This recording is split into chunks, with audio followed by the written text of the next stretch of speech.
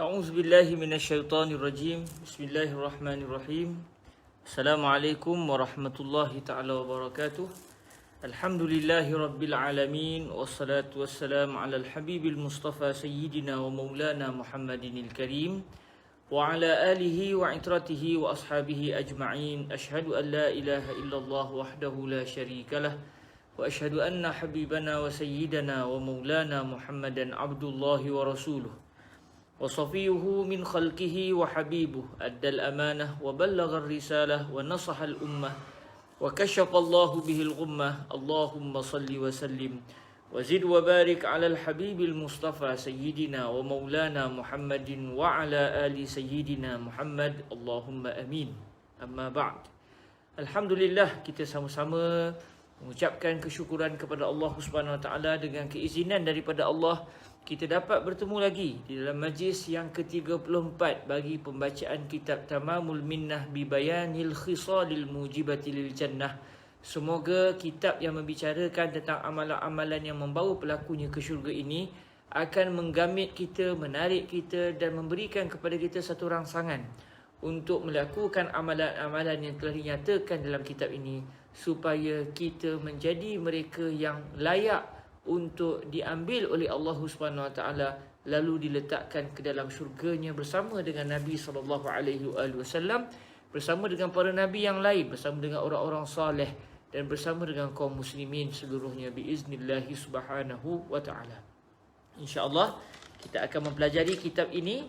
Kita akan meneliti amalan-amalan yang berbaki berkenaan dengan amalan yang mudah, amalan yang membawa pelakunya ke syurga Allah Subhanahu Wa Taala. Semoga kesemua kita di dalam syurga Allah satu hari nanti biiznillah Subhanahu Wa Taala dengan berkat mengamalkan amalan-amalan yang telah dinyatakan sendiri oleh baginda Nabi alaihi salatu wasalam, bahawa amalan ini membawa pelakunya ke syurga Allah Subhanahu Wa Taala. Sebelum kita membicarakan secara panjang lebar berkenaan dengan amalan yang didatangkan oleh Syekh Abdullah Al-Ghumari, hari ini kita akan meneliti amalan yang ke-36. Kita akan meneliti amalan yang ke-36 kalau saya tak silap, iaitu seorang yang mudah di dalam meminta hutang, di dalam menunaikan hutang, di dalam membayar hutang. Kalau tak silap, amalan yang ke-36 kita akan masuk pada hari ini.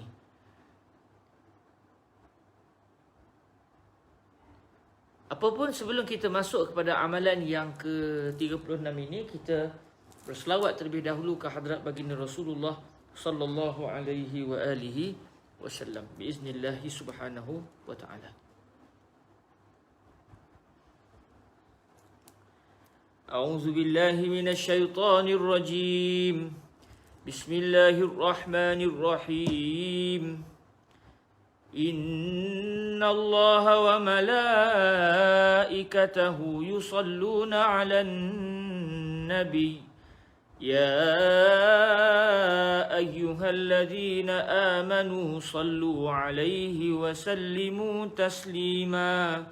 Allahumma salli 'ala sayyidina Muhammadin salatan tunajjina biha min jami'il ahwali wal afat وتقضي لنا بها جميع الحاجات وتطهرنا بها من جميع السيئات وترفعنا بها أعلى الدرجات وتبلغنا بها أقصى الغايات من جميع الخيرات في الحياة وبعد الممات وعلى آله وصحبه وسلم. اللهم صل على سيدنا محمد صلاة تنجينا بها من جميع الأهوال والآفات وتقضي لنا بها جميع الحاجات وتطهرنا بها من جميع السيئات وترفعنا بها أعلى الدرجات وتبلغنا بها أقصى الغايات من جميع الخيرات في الحياة وبعد الممات وعلى آله وصحبه وسلم. اللهم صل على سيدنا محمد صلاة تنجينا بها من جميع الأهوال والآفات وتقضي لنا بها جميع الحاجات وتطهرنا بها من جميع السيئات وترفعنا بها أعلى الدرجات وتبلغنا بها أقصى الغايات من جميع الخيرات في الحياة وبعد الممات وعلى آله وصحبه وسلم.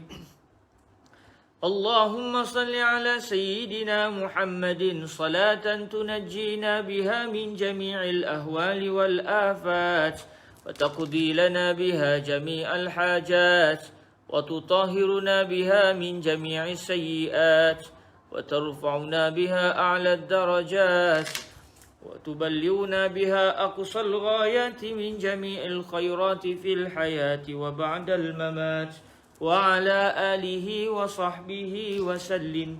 اللهم صل على سيدنا محمد صلاة تنجينا بها من جميع الأهوال والآفات وتقضي لنا بها جميع الحاجات وتطهرنا بها من جميع السيئات وترفعنا بها أعلى الدرجات وتبلغنا بها أقصى الغايات من جميع الخيرات في الحياة وبعد الممات وعلى آله وصحبه وسلم. اللهم صل على سيدنا محمد صلاة تنجينا بها من جميع الأهوال والآفات وتقضي لنا بها جميع الحاجات وتطهرنا بها من جميع السيئات وترفعنا بها أعلى الدرجات وتبلغنا بها أقصى الغايات من جميع الخيرات في الحياة وبعد الممات وعلى آله وصحبه وسلم. اللهم صل على سيدنا محمد صلاة تنجينا بها من جميع الأهوال والآفات وتقضي لنا بها جميع الحاجات وتطهرنا بها من جميع السيئات وترفعنا بها أعلى الدرجات وتبلغنا بها أقصى الغايات من جميع الخيرات في الحياة وبعد الممات وعلى آله وصحبه وسلم. اللهم صل على سيدنا محمد صلاة تنجينا بها من جميع الأهوال والآفات وتقضي لنا بها جميع الحاجات وتطهرنا بها من جميع السيئات وترفعنا بها أعلى الدرجات وتبلغنا بها أقصى الغايات من جميع الخيرات في الحياة وبعد الممات وعلى آله وصحبه وسلم.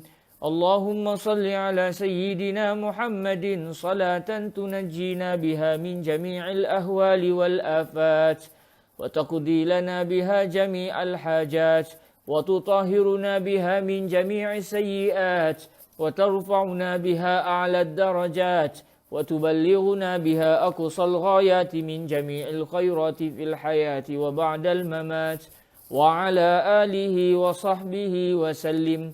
اللهم صل على سيدنا محمد صلاة تنجينا بها من جميع الأهوال والآفات وتقضي لنا بها جميع الحاجات وتطهرنا بها من جميع السيئات وترفعنا بها أعلى الدرجات وتبلغنا بها أقصى الغايات من جميع الخيرات في الحياة وبعد الممات وعلى آله وصحبه وسلم. اللهم صل على سيدنا محمد صلاة تنجينا بها من جميع الأهوال والآفات وتقضي لنا بها جميع الحاجات وتطهرنا بها من جميع السيئات وترفعنا بها أعلى الدرجات وتبلغنا بها أقصى الغايات من جميع الخيرات في الحياة وبعد الممات وعلى آله وصحبه وسلم. اللهم صل على سيدنا محمد صلاة تنجينا بها من جميع الأهوال والآفات وتقضي لنا بها جميع الحاجات وتطهرنا بها من جميع السيئات وترفعنا بها أعلى الدرجات وتبلغنا بها أقصى الغايات من جميع الخيرات في الحياة وبعد الممات وعلى آله وصحبه وسلم. اللهم صل على سيدنا محمد صلاة تنجينا بها من جميع الأهوال والآفات وتقضي لنا بها جميع الحاجات وتطهرنا بها من جميع السيئات وترفعنا بها أعلى الدرجات وتبلغنا بها أقصى الغايات من جميع الخيرات في الحياة وبعد الممات وعلى آله وصحبه وسلم. اللهم صل على سيدنا محمد صلاة تنجينا بها من جميع الأهوال والآفات وتقضي لنا بها جميع الحاجات وتطهرنا بها من جميع السيئات وترفعنا بها أعلى الدرجات وتبلغنا بها أقصى الغايات من جميع الخيرات في الحياة وبعد الممات وعلى آله وصحبه وسلم. اللهم صل على سيدنا محمد صلاة تنجينا بها من جميع الأهوال والآفات وتقضي لنا بها جميع الحاجات وتطهرنا بها من جميع السيئات وترفعنا بها أعلى الدرجات وتبلغنا بها أقصى الغايات من جميع الخيرات في الحياة وبعد الممات وعلى آله وصحبه وسلم. اللهم صل على سيدنا محمد صلاة تنجينا بها من جميع الأهوال والآفات وتقضي لنا بها جميع الحاجات وتطهرنا بها من جميع السيئات وترفعنا بها أعلى الدرجات وتبلغنا بها أقصى الغايات من جميع الخيرات في الحياة وبعد الممات وعلى آله وصحبه وسلم. اللهم صل على سيدنا محمد صلاة تنجينا بها من جميع الخيرات. اللهم صل على سيدنا محمد صلاة تنجينا بها من جميع الآفات. اللهم صل على سيدنا محمد صلاة تنجينا بها من جميع الأهوال والآفات وتقضي لنا بها جميع الحاجات وتطهرنا بها من جميع السيئات وترفعنا بها أعلى الدرجات وتبلغنا بها أقصى الغايات من جميع الخيرات في الحياة وبعد الممات وعلى آله وصحبه وسلم. اللهم صل على سيدنا محمد صلاة تنجينا بها من جميع الأهوال والآفات وتقضي لنا بها جميع الحاجات وتطهرنا بها من جميع السيئات وترفعنا بها أعلى الدرجات وتبلغنا بها أقصى الغايات من جميع الخيرات في الحياة وبعد الممات وعلى آله وصحبه وسلم. اللهم صل على سيدنا محمد صلاة تنجينا بها من جميع الأهوال والآفات وتقضي لنا بها جميع الحاجات وتطهرنا بها من جميع السيئات وترفعنا بها أعلى الدرجات وتبلغنا بها أقصى الغايات من جميع الخيرات في الحياة وبعد الممات وعلى آله وصحبه وسلم.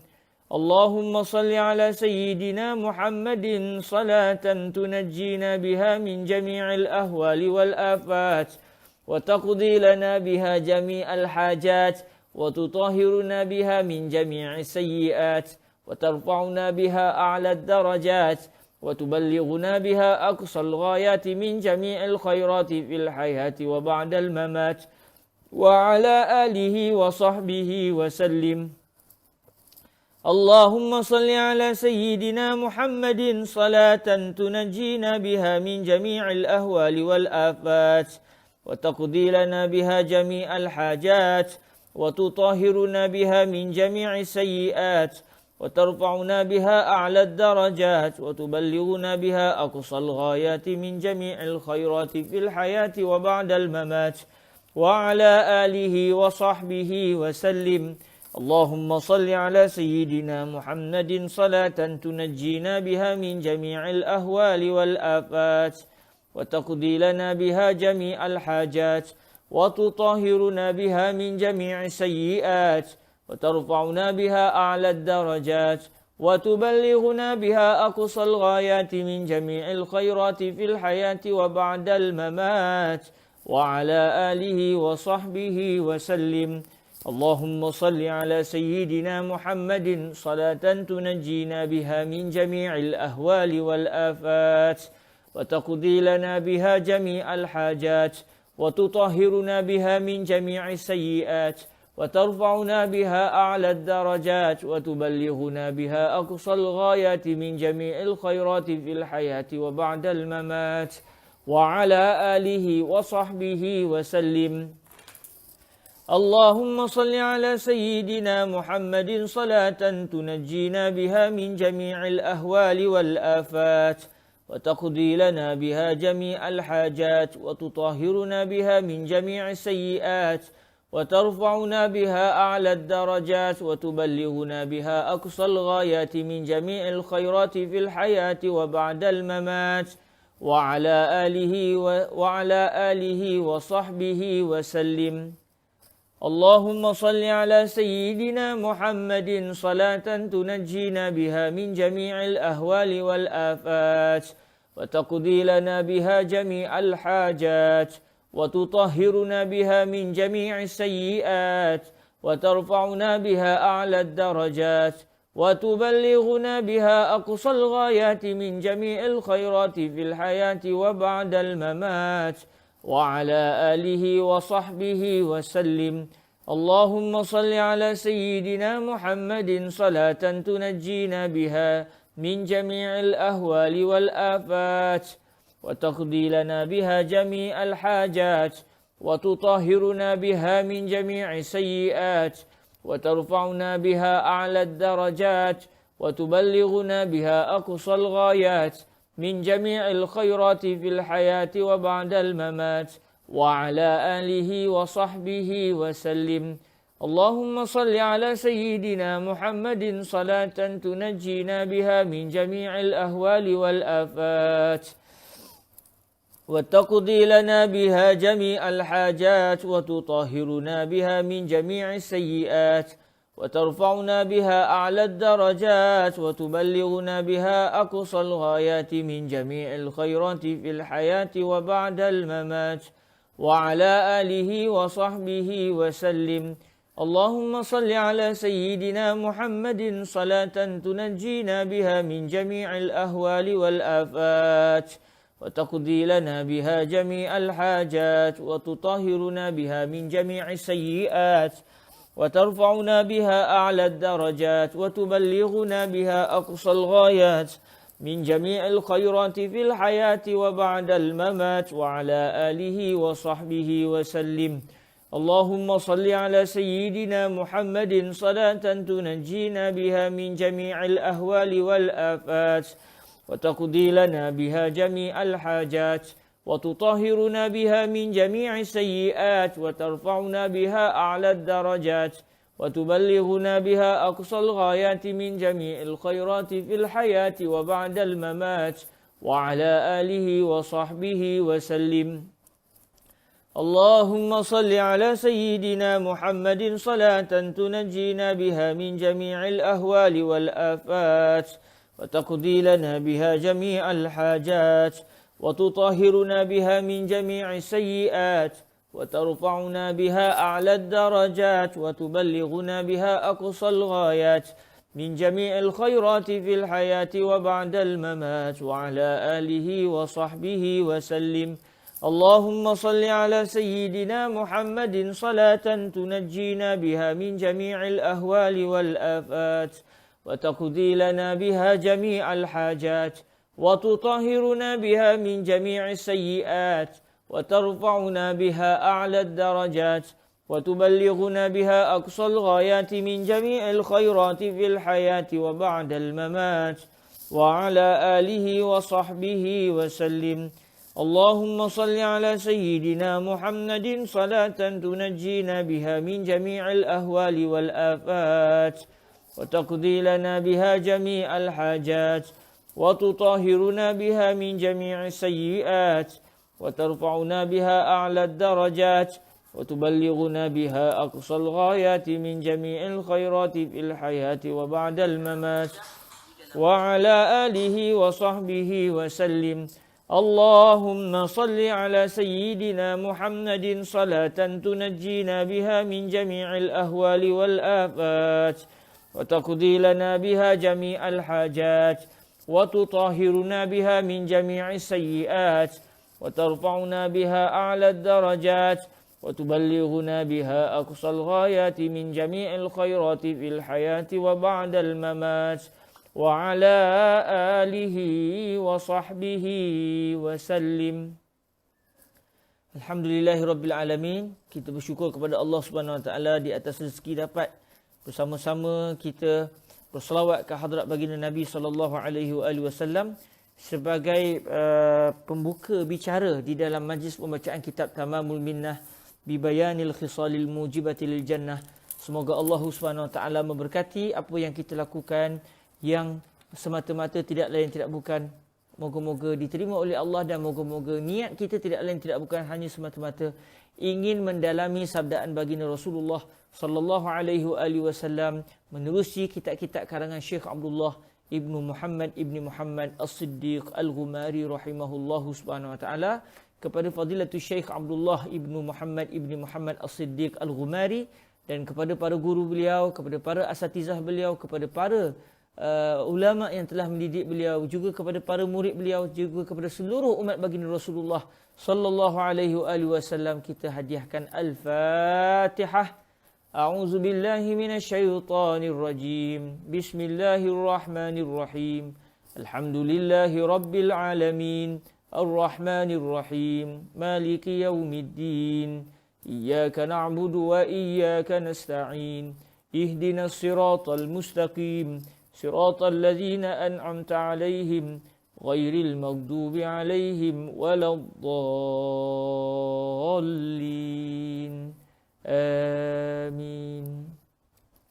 Tuan-tuan yang dirahmati Allah Subhanahu Wa Taala, dalam pertemuan minggu lepas kita telah meneliti amalan yang membawa pelakunya ke syurga, iaitu mudah di dalam membeli dan juga menjual. Mudah di dalam membeli dan juga mudah di dalam menjual. Alhamdulillah telah kita lihat perbahasannya, dan hari ini kita akan masuk kepada satu lagi sifat yang membawa pelakunya ke syurga, iaitu mudah di dalam membayar hutang dan juga mudah di dalam meminta hutang daripada seseorang. Jadi seorang yang berhutang, yang mudah membayar hutang, seorang yang memberikan kepada temannya akan hutang, dia mudah pula untuk meminta hutang tersebut daripada sahabatnya yang berhutang. Jadi ini adalah sikap yang membawa pelakunya ke syurga. Untuk kita mengingatkan semula, kita boleh meneliti hadis. Kalau tuan-tuan buku PDF kita, iaitu di muka surat yang ke-24. Muka surat yang ke-24 di bahagian bawah sekali. Itu yang akan kita baca pada hari ini. Hadisnya saya ulang sekali lagi untuk kita ingat apakah hadis utama yang didatangkan oleh Syekh Abdullah Al-Ghumari dalam menyatakan tentang sikap mudah di dalam berjual beli dan sikap mudah di dalam berhutang dan meminta orang yang berhutang untuk membayar hutang. Ia adalah bersumberkan hadis yang telah diriwayatkan oleh Al-Imam An-Nasa'i radhiyallahu taala anhu, dan sanadnya adalah bagus, daripada Sayyidina Utsman ibn Affan radhiyallahu taala anhu qala Rasulullah sallallahu alaihi wa alihi wasallam, adkhalallahu azza wa jalla rajulan kana sahlan mushtariyan wa ba'ian wa qadiyan wa muqtadiyan al-jannah.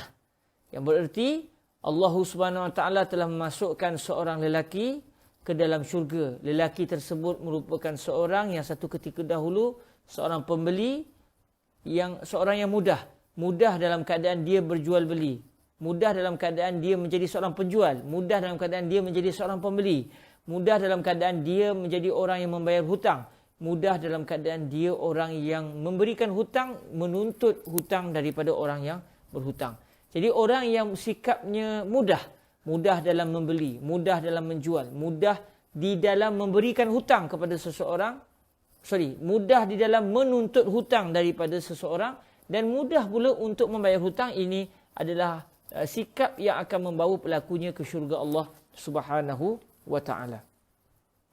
Baik, kita telah teliti sikap mudah di dalam membeli, iaitu tidak sampai menyusahkan orang yang menjual, paksa penjual bersumpah dengan nama Allah contohnya Untuk tahu berapa banyak untung. Jangan ambil untung banyak. Dia paksa orang tu bagi tahu berapa harga modal. Dia tawar-menawar sudut harga. Dia tawar sampai penjual rasa tertekan. Ini tidak dituntut. Ini bukan orang yang mudah. Ini orang yang payah. Mudah dalam menjadi seorang penjual pula adalah dia menjual dalam keadaan wajahnya berseri. Bukan wajahnya ketat, masam. Dia menjual dengan harga yang sepatutnya. Dia jual bukan dengan maksud mengambil keuntungan melampau-lampau. Dia ada untung sebab dia buat jual beli. Orang berjual mesti akan dapat untung. Dia ambil keuntungan tetapi keuntungan yang diiktibar secara uruf sebagai keuntungan yang tidak melampau, yang sesuai dan dapat diterima. Tapi kalau dia ambil untung melampau-lampau, barang kos RM1 contoh jual sampai RM20 katakan, maka ketika itu walaupun jual beli itu sah apabila berlaku meredai dari sudut harga, namun dia tidak menjadi orang yang mudah di dalam menjual kerana dia sudah meletakkan pembeli berada dalam satu kesukaran, iaitu terpaksa membayar keuntungan yang melampau-lampau, sedangkan kos barang tersebut tidaklah sampai ke tahap itu. Okey, selesai kita bicara sebelum ini berkenaan dengan orang yang mudah sewaktu dia menjual, orang yang mudah sewaktu dia membeli. Hari ini kita akan melihat dua situasi, iaitu orang yang mudah di dalam membayar hutang. Maksudnya dia berhutang, kemudian bila sampai waktu dia kena bayar hutang, dia bayar dengan mudah. Dia bukan memperpayahkan orang yang bagi dia hutang. Atau dia bukan orang yang berhutang, dia orang yang memberikan hutang kepada seseorang. Maka bila sampai tempoh orang yang berhutang tak bayar-bayar pula, lambat bayar, maka dia minta tapi secara baik. Dia minta secara baik tanpa ada tekanan kepada orang yang berhutang. Dua kumpulan ini ataupun dua sikap ini, sikap mudah sewaktu membayar hutang, sikap mudah sewaktu meminta orang yang berhutang membayar hutang, sikap ini membawa pelakunya ke syurga Allah Subhanahu wa taala. Bismillahirrahmanirrahim. Bi isnadina al-muttasil ila sayyidina al-imam al-syekh Abdullah ibni Muhammad as-Siddiq al-Humari rahimahullahu subhanahu wa ta'ala wa nafa'ana Allahu bi'ulumihi wa ulumi masyayikhihi wa talamizatihi wa qurrati ainihi wa sairi musannafatihi wa syurrahiha Allahumma amin. Qala rahimahullahu subhanahu wa ta'ala was-samahatu fil qada' annal madina yaruddu ad-dayna fi mi'adihi wa la yu'akhirahu in kana qadira lianna ta'khirahu haramun. Qala an-nabiy sallallahu alaihi wa alihi wa sallam matlul ghaniyyi zulmun rawahu asy-syaykhan wa idza radda ad-dayna syakara sahibahu wa da'a lahu. Ini petikan yang didatangkan oleh Syekh Abdullah Al-Ghumari berkenaan dengan apa maksud mudah di dalam menunaikan hutang. Mudah sewaktu membayar hutang. Jadi kata Syekh Abdullah Al-Ghumari, sikap mudah, orang yang bermudah, yang mempunyai sikap mudah di dalam membayar hutang adalah annal madina yaruddu daina fi mi'adihi. Orang yang berhutang, dia akan membayar semula hutangnya pada waktunya. Biasa bila berhutang, kita akan sebut, okey, saya nak punya hutang, insya-Allah saya akan bayar pada, kita pun sebut tarikh sekian. Saya akan bayar hutang dalam tempoh sekian.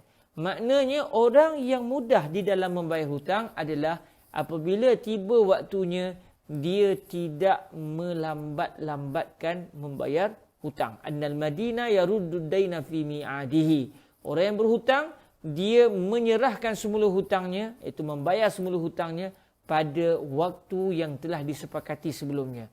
Wala yu'akhirahu in kana qadira. Dia tidak wala yu'akhiruhu, maka saya tersalah baca ya. Wala yu'akhiruhu in kana qadira. Orang yang berhutang itu dia tidak pula menangguh-nangguhkan, melewat-lewatkan bayaran hutang dalam sekiranya dia mampu untuk bayar hutang. Sebab bila orang berhutang, dia akan letak, saya akan bayar hutang insya-Allah dalam tempoh sekian. Saya akan bayar hutang pada akhir tahun ini. Maknanya pada 31 Disember saya akan bayar hutang saya insya-Allah Subhanahu Wa Taala. Bila sampai 31 Disember, dia bayar atau tidak hutang? Kalau dia bayar hutang, maka dia dianggap orang yang telah mudah di dalam berhutang. Orang yang telah mudah di dalam berhutang. Tapi kalau dia mampu untuk bayar hutang pada 31 Disember, duit ada tapi dia kata nantilah, nak shopping lah, itulah inilah, dia tak nak bayar lagi, dia nak lewat-lewatkan. Sedangkan dia sudah mampu, maka ia ketika itu tidak bersikap dengan sifat yang mudah di dalam membayar hutang sebab dia dah ada kemampuan. Tiba-tiba dia tidak pula membayar hutang tersebut. Jadi kata Syekh Abdullah Al-Umari, kenapa orang itu tidak boleh melambat-lambatkan bayaran hutang? Li'anna ta'khirahu haram. Melewat-lewatkan bayaran hutang itu adalah haram. Maknanya dia bukan satu benda yang kecil. Maknanya dia sudah melakukan satu perbuatan yang haram, iaitu dia sudah sampai masanya untuk membayar hutang, tiba-tiba dia tidak pula membayar hutang, maka ketika itu dia yang mampu untuk membayar hutang pada waktunya tidak pula membayar hutang, maka dia sudah melakukan perbuatan haram. Qala Nabi sallallahu alaihi wasallam, matlul ghaniyyi zulmun. Kata Nabi alaihi salatu wasallam, ini bukti bahawa melambat-lambatkan hutang adalah diharamkan oleh syariat. Nabi kata seorang yang kaya, maksudnya orang yang sudah cukup kewangan, sudah mampu nak bayar hutang, tiba-tiba dia menangguh-nangguhkan, melambat-lambatkan. Sikap menangguh-nangguh yang ada pada orang kaya itu kezaliman, kata Nabi. Sikap menangguh-nangguh yang ada pada seorang yang kaya, satu kezaliman. Dia sudah kaya, maksudnya dia sudah punya wang yang cukup untuk membayar hutang. Maksudnya dia sudah dianggap cukup wang untuk bayar hutang. Tiba-tiba dia nantilah bila orang kata, Syekh bila nak bayar? Kata, saya nyonyet. Sedangkan dia ada duit nak bayar. Dia sudah ada duit untuk bayar. Tapi sengaja nak melewat-lewatkan. Maka kata Nabi, itu adalah zulmun, satu kezaliman. Maksudnya dia sudah menzalimi orang yang telah memberikan kepadanya hutang sebelum ini. Hadis ini telah riwayatkan oleh Al-Imam Al-Bukhari dan juga Al-Imam Muslim. Rawahu Syaikhan. Maknanya, banyak kita tengok dalam masyarakat kita, kalau orang berhutang, masa nak berhutang, ya Allah manis lidah. Tolonglah saya, tolonglah itulah inilah, saya dalam kesempitan lah, nyonyet. Tapi bila dah dapat duit, udah ke yang nak orang yang memberikan pertolongan dengan memberikan hutang pula yang jadi susah payah. Ustaz bila nak bayar? Nanti dulu boleh? Okeylah. Jadi kita yang memberikan hutang pula jadi serba salah nak minta hutang. Sedangkan orang yang berhutang tiba-tiba tidak pula mahu membayar hutang dalam waktu yang sepatutnya. Jadi orang yang sengaja melambat-lambatkan pembayaran hutang sedangkan dia sudah mampu untuk membayar hutang, dia sudah melakukan satu kezaliman. Dia menzalimi siapa? Menzalimi sahabatnya yang sudah memberikan kepadanya satu kebaikan sebelum ini, iaitu sanggup menolongnya memberikan hutang dalam keadaan hutang. Dia bukan akad yang ada keuntungan. Memberi hutang bererti orang yang memberikan hutang itu hanya membantu semata-mata dan tidak mendapat sebarang keuntungan. Sebab kalau orang tu dia bagi hutang kepada seseorang, tiba-tiba bila dia kata, okey saya bagi kamu RM100, kamu kena bayar akhir bulan ni, tapi masa bayar tolong bayar RM120 RM20 tu cas. Itu sebagai commission. Maka ketika itu dia sudah mengambil riba. Riba dipanggil ribal qard, riba hutang. Dia bagi hutang, dia menjadikan hutang itu sebagai alasan untuk minta duit lebih daripada hutang. Kenapa? Kerana dalam Islam amalan ini dianggap haram. Berhutang dan minta duit lebih dipanggil riba. Riba ada banyak jenis. Ada riba al-fadl, ada riba nasi'ah, ada riba al-qard. Yang kita contoh dalam isu hutang ni riba al-qard. Orang yang sudah memberikan hutang, dia sudah melakukan satu perjanjian di antara dia dengan orang yang berhutang, dalam keadaan perjanjian itu, akad itu, persetujuan itu adalah persetujuan atas dasar bantuan, bukan di atas dasar keuntungan. Sebab tu jual beli dia,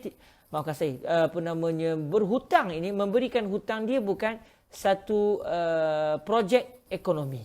Dia bukan satu projek untuk mendapatkan keuntungan material. Maknanya orang yang sudah berhutang sudah mendapat pertolongan daripada orang yang memberikannya akan hutang. Dahlah dia bagi hutang dengan duit dia, sedangkan kalau dia tak nak bagi pun tak ada masalah. Tapi dia nak tolong. Orang yang memberikan hutang tu nak bantu orang yang dalam kesempitan ini. Dalam keadaan nanti, bila sampai waktu, orang yang berhutang perlu bayar berdasarkan yang jumlah yang dia pinjam saja.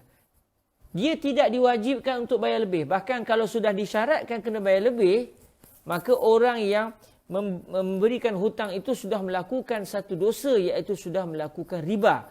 Maknanya kalau orang yang mengikut syariat, dia akan bagi hutang dalam keadaan dia tak akan minta lebihan. Dan tidak ada sebarang keuntungan melainkan hanya dari sudut keuntungan akhirat semata-mata. Tiba-tiba orang yang sudah mendapat kebaikan demi kebaikan ini,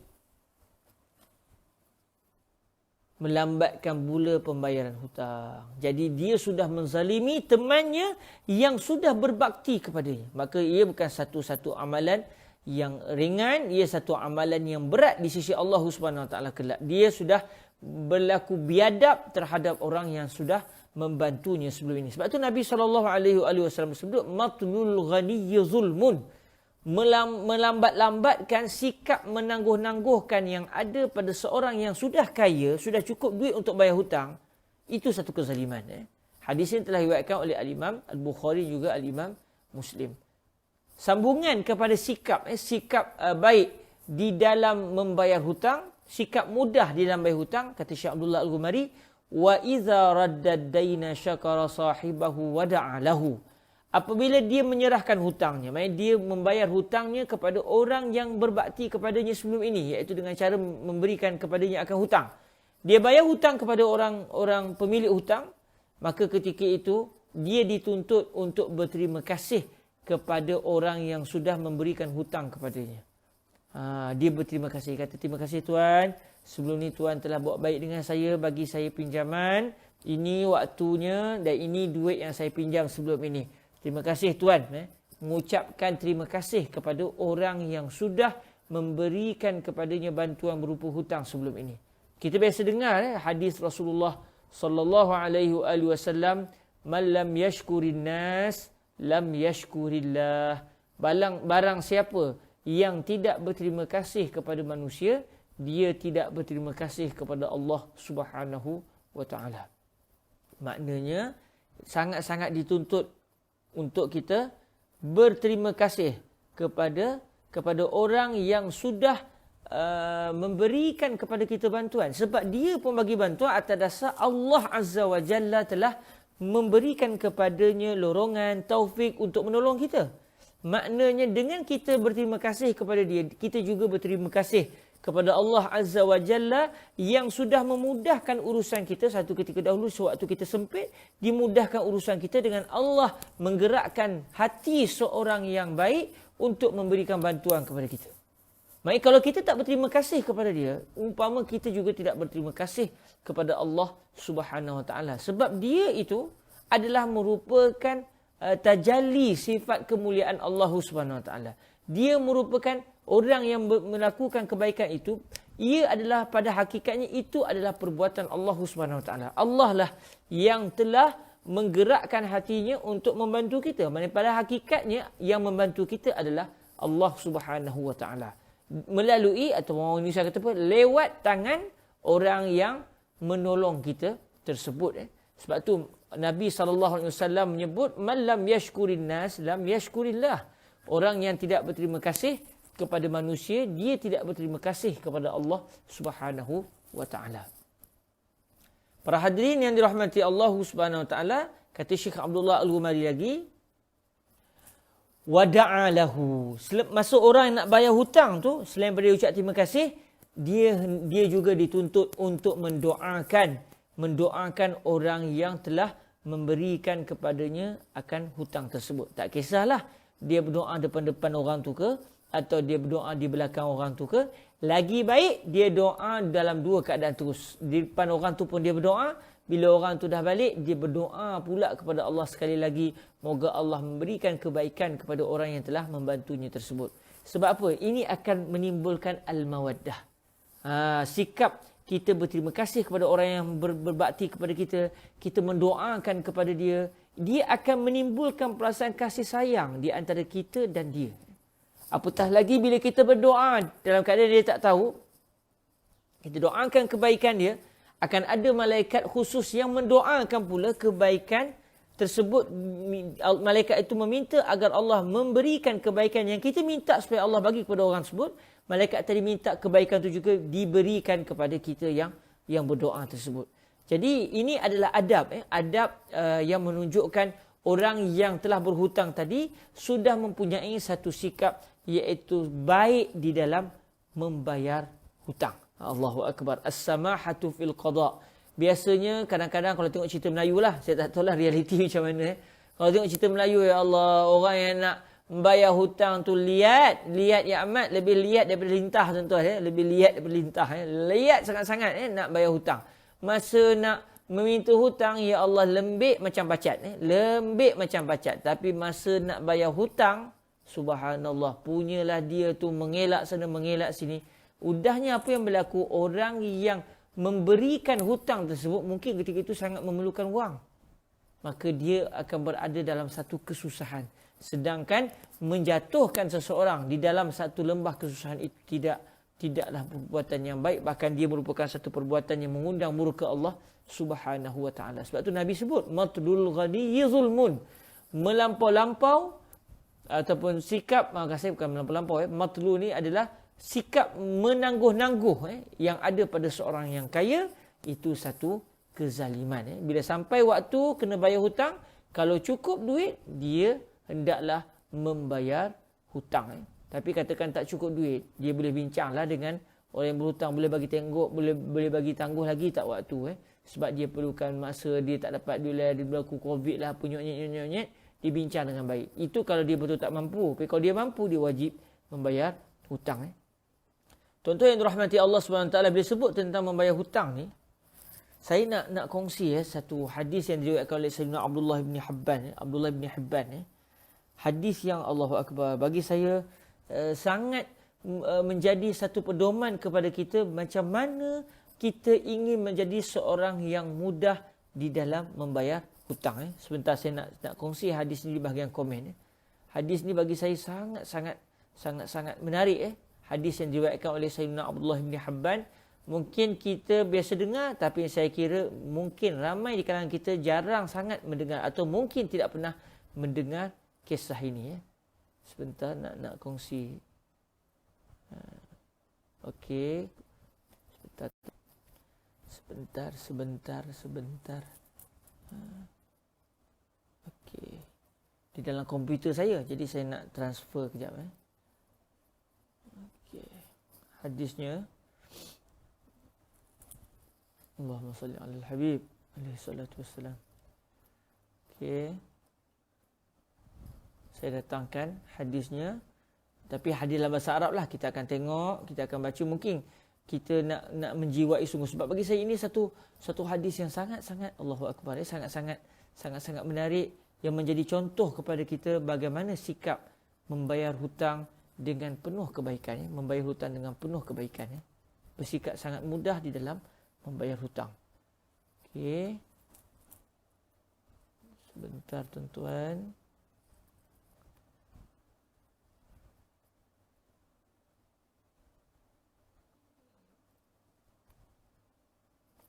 Okey, saya komen. Boleh tengok di komen Okey. Allah, comment is too long. Try shortening your comment. Okey, sekejap Nampak yang dia kata panjang sangat. So saya potong-potong sikit lah Hadis ni kebetulannya panjang. Sekejap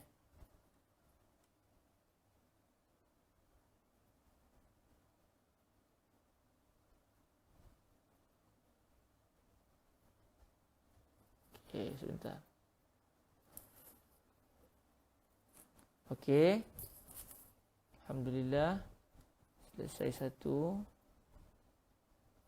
Okey, sambungan dia.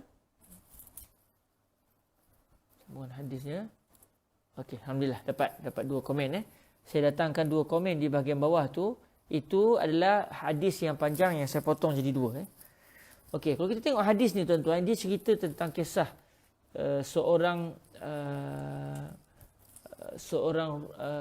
kita kata seorang rahib seorang pendeta Yahudi yang berada di Al-Madinah Al-Munawwarah bi Rasulullah sallallahu alaihi wasallam, yang dia menguji Nabi alaihi salatu wasallam. Dia menguji kebenaran Rasulullah sallallahu alaihi wasallam sebab dia mendapati segala sifat yang disebut di dalam kitab At-Taurah yang menyatakan tentang ciri-ciri Nabi akhir zaman, semuanya kena kepada Rasulullah sallallahu alaihi wasallam. Melainkan ada dua sikap yang dia ingin menguji sikap ini, adakah ia ada pada baginda Nabi ataupun tidak. Hadis ini telah diriwayatkan oleh Sayyidina Abdullah, semaangkan saya diriwayatkan oleh Al-Imam Ibn Hibban di dalam kitab sahih beliau. Saya baca nasnya untuk kita mengambil keberkatan di dalam meneliti hadis ini. Rawa Ibn Hibban fi sahihihi qala akhbarana Al-Hasan bin Sufyan wa Muhammad bin Al-Hasan ibn Qutaibah wal lafzu lil Hasan qala haddatsana Muhammad bin Al-Mutawakkil wa huwa ibn Abi Sari qala haddatsana Al-Walid bin Muslim qala haddatsana Muhammad bin Hamzah bin Yusuf ibn Abdullah bin Salam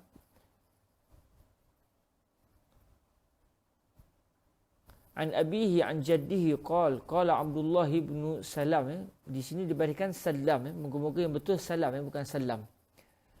Inna Allah tabaraka wa ta'ala lamma arada huda Zaid bin Bal Inna Allah tabaraka wa ta'ala lamma arada huda Zaid bin Sa'nah qala Zaid bin Sa'nah radhiyallahu anhu innahu lam yabqa min alamatin nubuwati syai'un illa wa qad araftuha fi wajhi Muhammadin sallallahu alaihi wa alihi wasallam hina nazartu ilaihi illa isnatain lam akhburhuma minhu yasbiku hilmuhu jahlahu wa la yaziduhu shiddatul jahli alaihi illa hilma.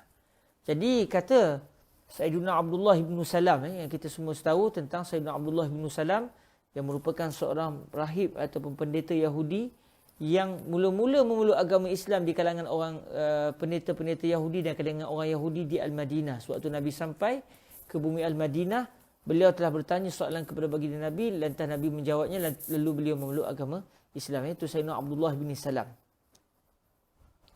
Jadi kata Sayyidina Abdullah bin Salam, cuma saya pelik kenapa dibariskan di sini Abdullah ibn Salam. Moga-moga yang betulnya Abdullah bin Salam, sebab kita biasa dengar Abdullah bin Salam, ibnu Salam. Okey. Kata Sayyidina Abdullah bin Salam, Inna Allah tabaraka wa ta'ala, Allah subhanahu wa ta'ala ketika mana ingin memberikan hidayah kepada Zaid bin Sa'nah. Siapa Zaid bin Sa'nah ini? Zaid bin Sa'nah adalah merupakan seorang pendeta Yahudi. Macam Sayyidina Abdullah bin Salam. Cuma Sayyidina Abdullah bin Salam dah masuk Islam, tapi Zaid bin Sa'nah yang beragama dengan agama Yahudi. Agama Yahudi maknanya agama yang asalnya berpunca daripada agama Islam yang dibawa oleh Nabi Musa AS. Zaid bin Sa'nah ketika itu tak nak masuk Islam lagi.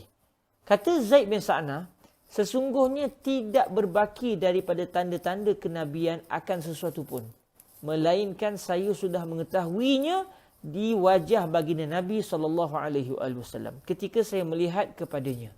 Maksudnya, semua tanda-tanda yang disebutkan oleh Allah Azza wa Jalla di dalam kitab Taurah bahawa pemilik tanda ini adalah Nabi akhir zaman, semuanya saya dah mendapatinya ada pada wajah baginda Rasulullah sallallahu alaihi wasallam. Ada pada baginda Nabi. Melainkan dua sahaja yang saya tidak menemuinya lagi pada baginda Nabi alaihi salatu wasallam. Apa dia? Sikap pemaaf baginda Nabi, sikap lembutnya Nabi ini mengatasi sikap kebodohan yang ada pada Nabi. Sebenarnya nak beritahunya, Nabi tidak ada langsung sikap kebodohan. Tetapi nak katanya, secara adatnya, kalau seseorang itu dalam keadaan marah, contohnya, dia akan melakukan perbuatan-perbuatan yang menunjukkan dia tak cerdik. Biasanya begitu. Bila orang marah, dia akan buat tindakan yang akhirnya dia pun malu. Kenapa aku boleh buat tindakan macam ni? Sebab tindakan itu tindakan yang bodoh, tindakan yang tak betul, yang tak kena dengan sikap seorang yang waras. Tapi kalau dah marah, dia lupa habis. Dia mengamuk, dia maki orang ikut dan dia tak. Lepas tu dia mula menyesal. Jadi, kalaulah seseorang itu dalam keadaan dia sedang marah, biasanya apa yang berlaku? Akan terzahir sikap bodoh dia. Biasanya sikap bodoh itu lebih awal keluar berbanding dengan sikap lemah lembut. Sebab dia ketika itu senang marah. Namun Allah Subhanahu Wa Taala menyatakan dalam kitab At-Taurah bahawa baginda Nabi SAW, kalau baginda berada dalam keadaan yang menyebabkan baginda boleh marah, orang buat maki, orang maki Nabi, orang nayakan Nabi contoh, maka ketika itu kalau ikut manusia biasa akan terzahir dua sifat. Kemungkinan yang boleh terzahir, sama ada sifat bodoh, dia akan buat tindakan yang menunjukkan dia itu mengamuk, bodoh, macam orang bodoh lah. Sebab dia tengah marah. Atau yang kedua yang terzahir dia adalah sikap lemah lembut, memaafi, berdiam diri, tidak membalas kejahatan tersebut. Jadi kata Allah Ta'ala menyatakan dalam kitab Taurah, dan ini dinyatakan oleh Sayyidina Zaid bin Sa'nah, antara tanda yang disebutkan yang pemiliknya adalah Nabi akhir zaman adalah kelembutan orang tersebut mengatasi kebodohan orang tersebut. Dan kita tak akan kata pada Nabi ada sikap bodoh. Cuma ini adalah bahasa kiasan. Sebab manusia biasa kalau dalam keadaan marah, akan ada dua kemungkinan je terzahir pada dia. Sama ada dia akan melakukan perbuatan yang menunjukkan dia tak matang sebab dia tengah mengamuk, dia marah. Atau yang kedua, dia menunjukkan sifat lemah lembut dia walaupun dia berada pada tempat yang menyebabkan sepatutnya dia kena marah. Jadi sifat bodoh dan sifat kelembutan itu biasanya salah satu akan berlaku. Maka disebut Nabi pula, sifat lemah lembut Nabi mengatasi sifat bodoh baginda. Dalam masa yang sama kita menyatakan ini adalah bahasa kiasan. Kerana pada apa keadaan sekalipun tidak akan terzahir pada baginda Nabi sifat yang menunjukkan Nabi tidak cerdik, Nabi tidak pandai. Semua sifat baginda Nabi dalam apa keadaan, sama ada Nabi suka ke, Nabi marah ke, Nabi sedih ke, keadaan yang terzahir pada Nabi semua yang menunjukkan kebijaksanaan yang sangat tinggi yang tidak dimiliki seperti itu oleh mana-mana orang sekalipun. Sallallahu alaihi wasallam. Itu sifat yang pertama. Sifat lemah lembutnya lebih mendahului sifat kebodohannya. Yang kedua, sifat yang kedua yang dikatakan oleh Sayyidina Zaid bin Sa'nah adalah apabila orang berpelakuan bodoh kepadanya, orang buat bodoh kepada dia, maksudnya orang melakukan tindakan untuk mengenakan dia, untuk menyusahkan dia di atas dasar kebodohan orang tersebut. Satu orang dia bersikap tak elok, dia tengah mengamuk contoh, dia buat benda-benda yang tak sepatutnya. Apabila orang yang telah dimarahi tersebut tidak akan bertambah bagi dirinya melainkan hanyalah kasih sayang, melainkan hanya kelembutan. Semakin orang maki dia, semakin terzahir kasih sayang dia, semakin terzahir kelemah lembutannya. Pertama, dia tu sendiri tidak langsung terzahir daripada dirinya sifat kebodohan. Walaupun orang buat jahat dengan dia. Orang yang buat bodoh dengan dia, yang buat perangai bodoh dengan dia tu, semakin teruk orang tu hentam dia, maki dia, kutuk dia, semakin terzahir daripada orang tersebut akan kasih sayang, akan kelembutan. Ini dua sifat yang belum lagi diperhatikan oleh Sayyidina Zaid bin Sa'nah pada batang tubuh baginda Rasulullah sallallahu alaihi wasallam. Sebab beliau bukan tinggal bersama dengan Nabi. Orang Yahudi dia perkampungan di sini pada zaman Nabi. Maksudnya, mereka mungkin bertemu dengan Nabi dalam beberapa waktu tertentu, bukannya tiap hari bertemu dengan Nabi. Berbeza dengan para sahabat baginda Nabi SAW yang beriman dengan Nabi, yang salat bersama dengan Nabi, yang berkampung di sekeliling rumah baginda Nabi SAW. Jadi semua sifat-sifat ini terzahir bagi para sahabat. Lalu kata Sayyiduna Zaid bin Sa'nah yang ketika itu belum memeluk agama Islam, fakuntu atalattafu lahu li'an ukhalitahu fa'a'rifa hilmahu wa jahlahu. Lalu kata Sayyidina Zaid bin Sa'nah, saya pun mula cuba untuk merapati, cuba untuk menjadi seorang yang sentiasa dekat dengan Nabi, supaya saya dapat bergaul dengan Nabi. Lalu ketika itu saya akan mengetahui sifat lembut yang ada pada Nabi dan juga sifat kebodohan yang ada pada Nabi. Dalam masa yang sama, mustahil pada Nabi ada sifat kebodohan, sifat kebodohan. Cuma beliau nak tengok, nak tahu perangai Nabi. Beliau nak tahu perangai Nabi. Dan orang Yahudi dan juga mereka yang bukan memeluk agama Islam, mereka tidaklah memandang para Nabi dan para Rasul itu dengan pandangan yang mulia. Sebab itu kalau kita baca At-Taurah pada hari ini, kita baca Old Testament, kita akan mendapati makian-makian yang tidak sepatutnya ada di dalam kitab ini kepada para nabi dan para rasul alaihim wa ala sayyidina Muhammad as-salatu wassalam. Mereka kata nabi ni buat perangai gini, nabi ni buat jahat gini. Sedangkan dalam akidah umat Islam, nabi-nabi dan rasul-rasul adalah manusia paling istimewa yang tidak sama sekali terjebak di dalam kemurkaan Allah Subhanahu Wa Taala dan tidak sama sekali melakukan sebarang dosa kecil ataupun dosa besar. Tapi bagi mereka, bagi orang Yahudi, mereka tidak memandang al-ismah, tidak memandang bahawa para nabi ni maksum daripada dosa. Bagi mereka nabi pun macam manusia biasa. Bahkan kalau kita baca At-Taurah, nak sebut pun tak tergamak tuan-tuan. Nak kata ya Allah, baca Taurah pada hari ni lah, bukan Taurah yang diturunkan pada Nabi Musa. Taurah yang sudah dipesong kepada hari ini yang dikenali dengan nama Old Testament, perjanjian lama, ataupun dalam bahasa Arab panggil Al-Ahdul Qadim ataupun Al-Ahdul Atiq. Disebut bahawa para nabi-nabi ni berakhlak dengan akhlak yang kita sendiri yang bukan nabi tak tergamak nak buat akhlak begitu. Jahat ya amat. Maknanya digambarkan para nabi ni melakukan jenayah-jenayah yang jijik yang kita sendiri pun yang tidak maksum ni tak tergamak nak buat jahat macam tu. Subhanallah. Jadi kata Sayyiduna Zaid bin Sa'nah, kata beliau, qal fa kharaja Rasulullah sallallahu alaihi wa alihi wasallam min al-hujurat wa ma'ahu Ali bin Abi Talib karamallahu wajhahu alaihi salam radhiyallahu anhu. Fa atahu rajulun ala rahilatihi kal badawi.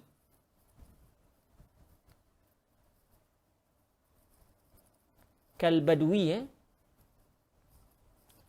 cek balik baris Faqala ya Rasulullah, qaryatu bani fulanin qad aslamu wa dakhalu fil Islam wa kuntu akhbartuhum annahum in aslamu atahumur rizqu raghada wa qad asabahum shiddatun wa qahtun minal ghais wa ana akhsha ya Rasulullah an yakhruju minal islami tama'an kama dakhalu fihi tama'an fa in ra'aita an tursila ilaihim man yughithuhum bihi fa'alta. Jadi satu hari, kata Sayyiduna Zaid bin Sa'nah, satu hari Rasulullah sallallahu alaihi wasallam telah keluar daripada rumah-rumah baginda. Kita semua tahu Rasulullah sallallahu alaihi wasallam memiliki beberapa rumah di sekeliling masjid baginda Nabi alaihi wasallam, yang rumah-rumah itu adalah rumah-rumah para isteri baginda. Ada rumah Sayyidatuna Aisyah, ada rumah Sayyidatuna Saudah, ada rumah Sayyidatuna Zainab, ada rumah Sayyidatuna Hafsah. Jadi isteri-isteri Nabi ini masing-masing ada rumah khusus yang disebut rumah Sayyidatuna Aisyah. Hakikatnya rumah Nabi yang didiami oleh Sayyidatuna Aisyah. Jadi rumah-rumah itu milik Nabi dan didiami oleh para isteri baginda Nabi. Satu hari kata Sayyiduna Zaid bin Sa'nah, Nabi keluar daripada rumah salah satu rumah baginda dan bersama-sama dengan baginda ketika itu adalah sepupu baginda Rasulullah sallallahu alaihi wasallam, iaitu Sayyiduna Ali bin Abi Talib karamallahu wajhahu alaihi salam wa radhiyallahu anhu ardahu. Lalu seorang lelaki, tiba-tiba datang seorang lelaki yang berada di atas untanya. Dia datang dalam keadaan dia ketika itu sedang mengenderai seekor unta. Dia itu sepertinya orang Badui, orang yang... Lalu apabila dia datang dan wajah dia, rupa pakaian dia macam dia bukan orang tempatan lah, bukan orang Madinah tapi tinggal di padang pasir, dia datang daripada jauh bertemu dengan Nabi. Dia sebut kepada baginda Nabi SAW, ya Rasulullah, dia kata kampung Bani Fulan, kampung, ada satu kampung yang didiami oleh keturunan Fulan bin Fulan ini, mereka telah memeluk agama Islam. Kita semua sedia maklum, orang dulu mereka berkampung dalam keadaan saudara mara mereka sekali satu kampung. Sebab tu kata qaryatu bani fulan, kampung anak cucu cicit si fulan bin si fulan. Maknanya keturunan fulan bin fulan mereka akan berkampung dalam satu kampung. Contoh macam baginda Nabi alaihi salatu wasalam suatu sampai ke bumi Al-Madinah Al-Munawwarah bi Rasulillah sallallahu alaihi wasallam. Nabi sampai ke bumi Al-Madinah dalam peristiwa hijrah, Nabi sampai ke lokasi masjid Nabi pada hari ini pada 12 Rabiul Awal, hari Jumaat. Dalam perjalanan Nabi solat Jumaat di Masjid Jumaah di kawasan Quba, iaitu masjid yang berada selepas daripada Quba menuju ke Al-Madinah, menuju ke masjid Nabi pada hari ini. Nabi sembahyang Jumaat di situ, kemudian Nabi meneruskan perjalanan dan akhirnya Nabi sampai ke lokasi masjid Nabi pada hari ini yang ketika itu belum ada masjid lagi, sebaliknya merupakan kawasan perkampungan orang-orang Ansar. tapak Masjid Nabi itu pada asalnya tempat orang-orang Madinah menjemur kurma mereka, dan di situ ada kubur-kubur orang lama mereka, dan di situ juga ada macam kita kata runtuhan bangunan begitulah, khirab, ada pokok-pokok kurma yang dah mati, semua ada kat situ. Jadi kawasan tempat mereka menjemur buah kurma mereka supaya buah kurma kering. Jadi suatu Nabi sampai di situ tu kawasan Masjid Nabi dulunya ni, ini adalah perkampungan Banu Najjar, anak keturunan An-Najjar, anak keturunan seorang lelaki yang bernama An-Najjar. An-Najjar dan juga Al-Khazraj ni dua beradik. Kita kata suku Aus dengan suku Khazraj. Al-Khazraj dengan juga An-Najjar ini mereka adalah dua beradik, dua beradik satu ayah maksudnya. Dan Rasulullah sallallahu alaihi wasallam mempunyai salasilah keturunan An-Najjar. Nabi ada keturunan salasilah An-Najjar kerana datuk baginda Rasul sallallahu alaihi wasallam yang bernama Sayyidina Abdul Muttalib bin Hashim bin Abdi Manaf. Sayyidina Abdul Muttalib ni ayah beliau Sayyidina Hashim, manakala ibu kepada Sayyidina Abdul Muttalib adalah seorang wanita yang bernama Salma, Salma ini wanita, maknanya mak kepada Sayyidina Abdul Muttalib, mak kepada Sayyidina Abdul Muttalib. Wanita ini, mak kepada Sayyidina Abdul Muttalib bernama Salma. Maknanya Sayyidina Hashim berkahwin dengan orang Madinah pada zaman itu, pada zaman Sayyidina Hashim bin Abdi Manaf. Maknanya beliau berkahwin dengan seorang wanita daripada suku Bani Najjar. Kalau kita tengok suku Bani Najjar dan juga suku Al-Khazraj dan juga suku Aus ni, mereka adalah daripada asal keturunan mereka adalah daripada Yaman. Orang Ansar ni, orang suku Bani Najjar, suku Bani Najjar ni merupakan salah satu pecahan daripada suku Al-Khazraj kalau saya tak silap. Nak tengok sebentar. Kalau tak silapnya daripada suku Al-Khazraj. Kalau saya tak silap lah.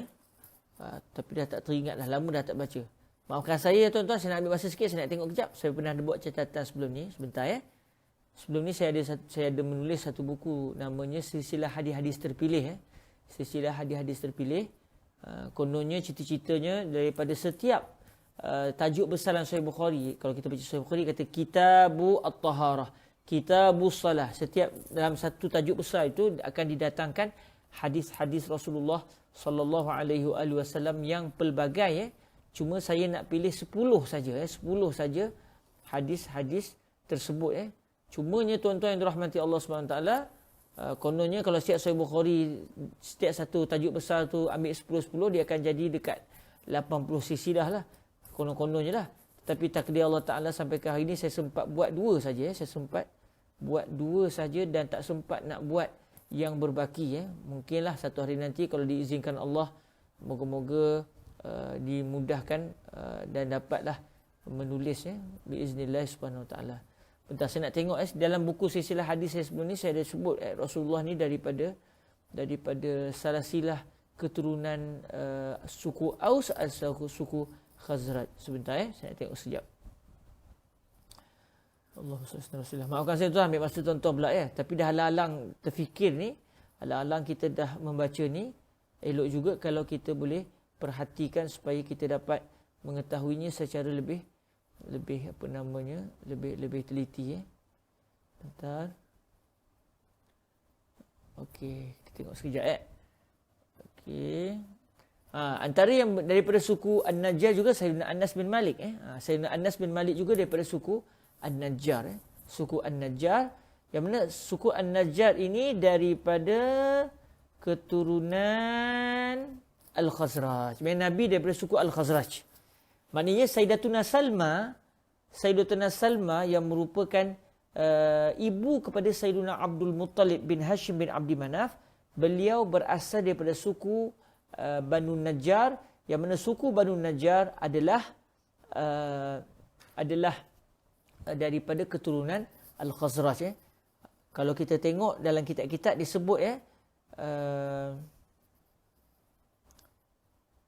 Kalau ditengok dalam kitab disebut Allahumma salli ala Rasulillah, ibu Sayyiduna Abdul Muttalib ini bernama Salma binti Amr.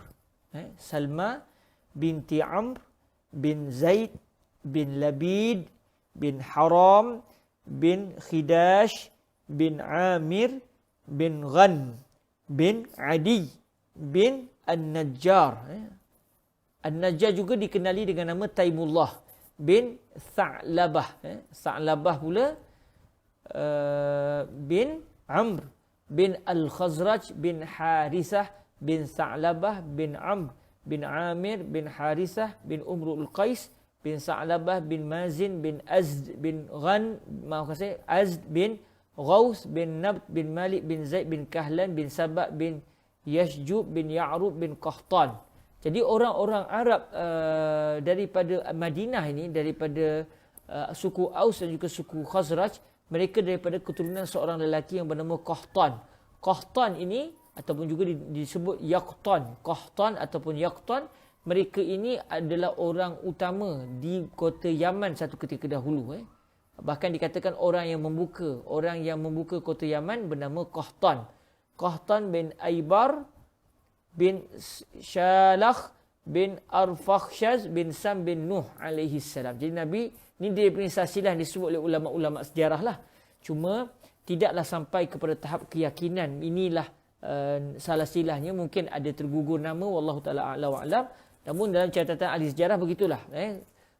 Banu Najjar daripada keturunan Al-Khazraj, yang mana Al-Khazraj pula Khazraj dan juga Aus, dua beradik kerana mereka adalah anak kepada Harisah bin Sa'labah bin Amr bin Amir.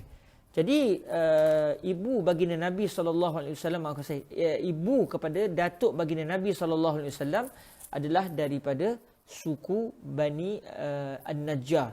Nak ceritanya, setiap kampung tu dia ada penempatan dia ada kumpulan keluarga dia. Macam cukup suku Bani An-Najjar. Suku Bani An-Najjar dia juga merupakan salah satu suku yang berpunca keturunan mereka daripada Al-Khazraj.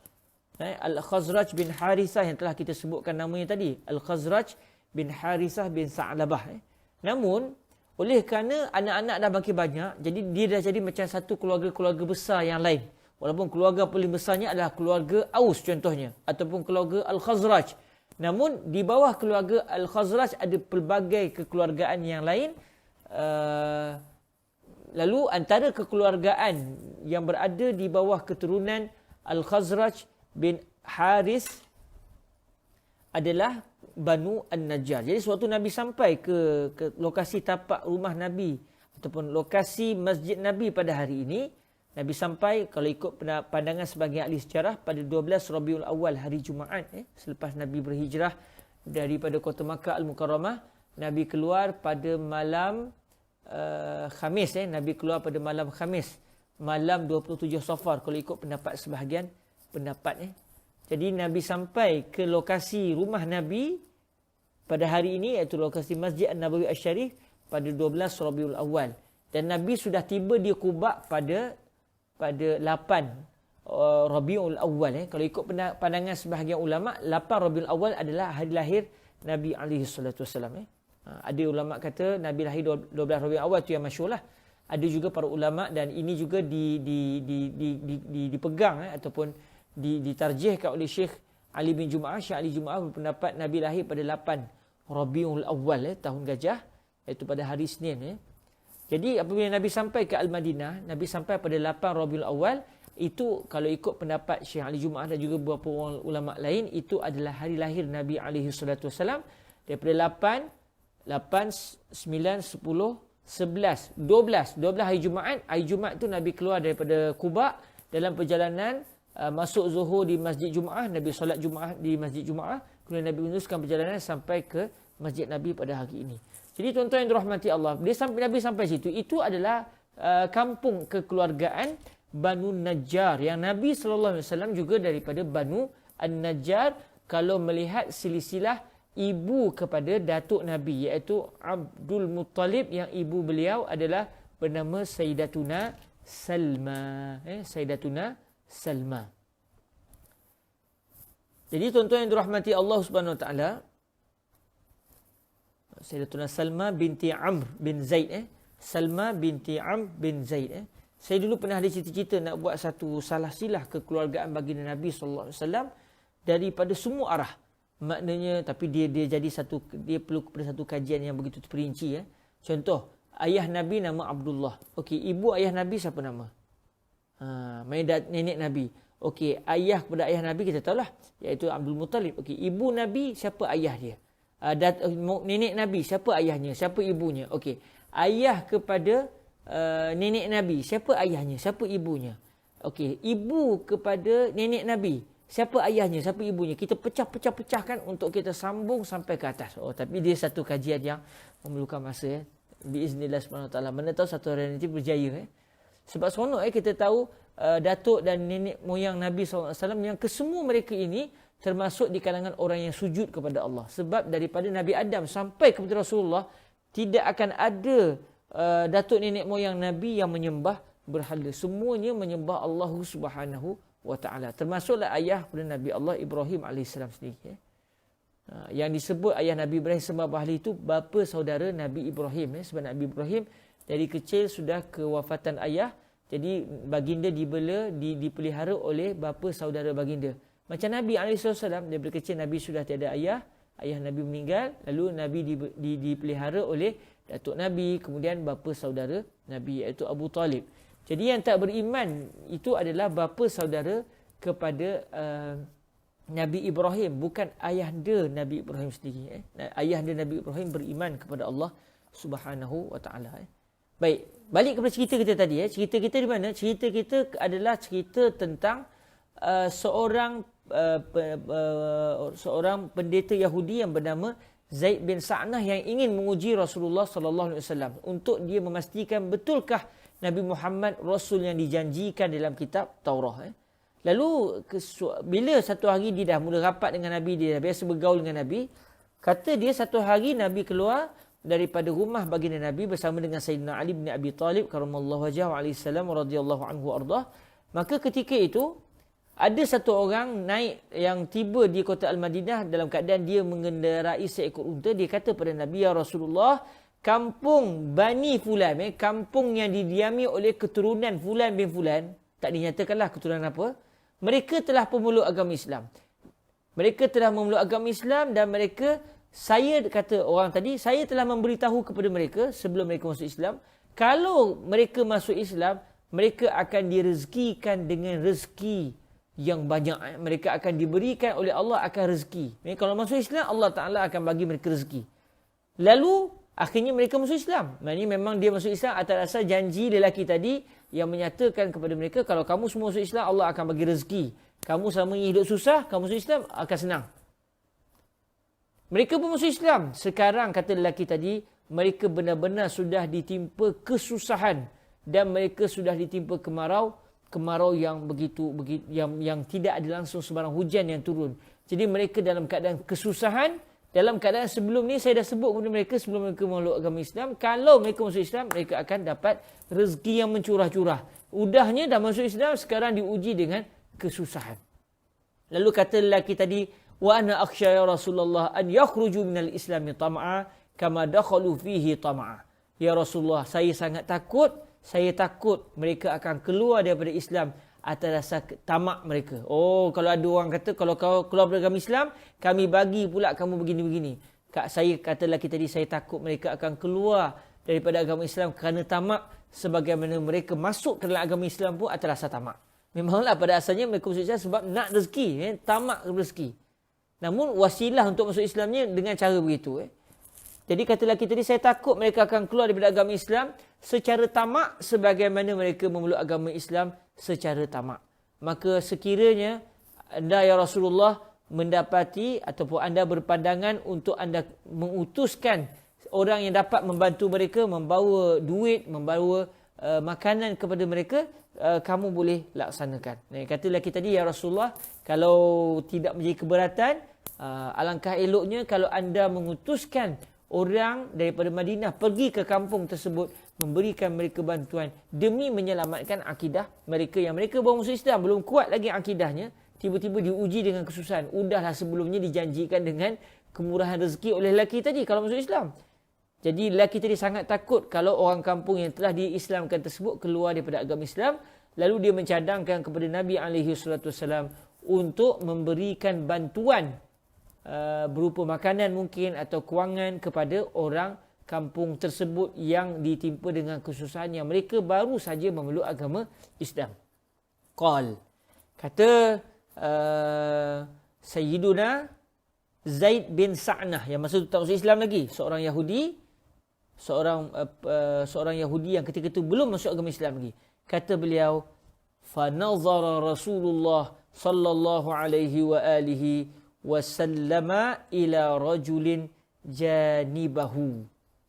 Lalu akhirnya Nabi pun memandang, Rasulullah telah memandang kepada seorang lelaki yang berada di tepi baginda Nabi. Urahu Umar. Kalau tak silap, dia adalah Umar radhiyallahu taala anhu.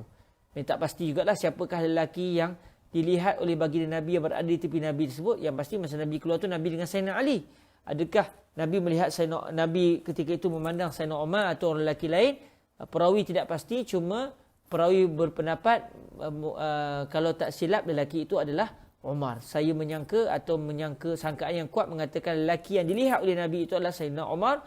Lalu Nabi bertanya kepada lelaki tersebut, faqal ma baqiya minhu syai'un ya Rasulullah. Maafkan saya, faqal ay faqala rajulun li Rasulillah.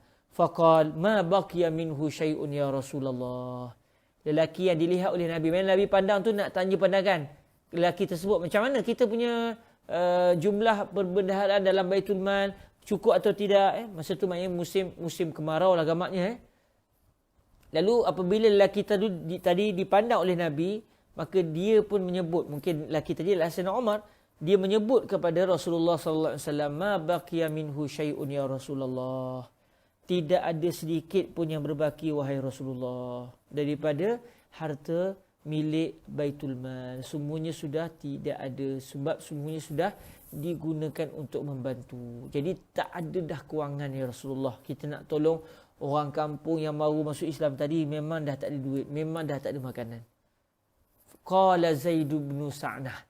Maka Zaid bin Sa'nah telah berkata kepada baginda Nabi SAW, beliau telah berkata, beliau cerita kepada kepada mungkin kepada Sayyidina Abdullah bin Salam lah.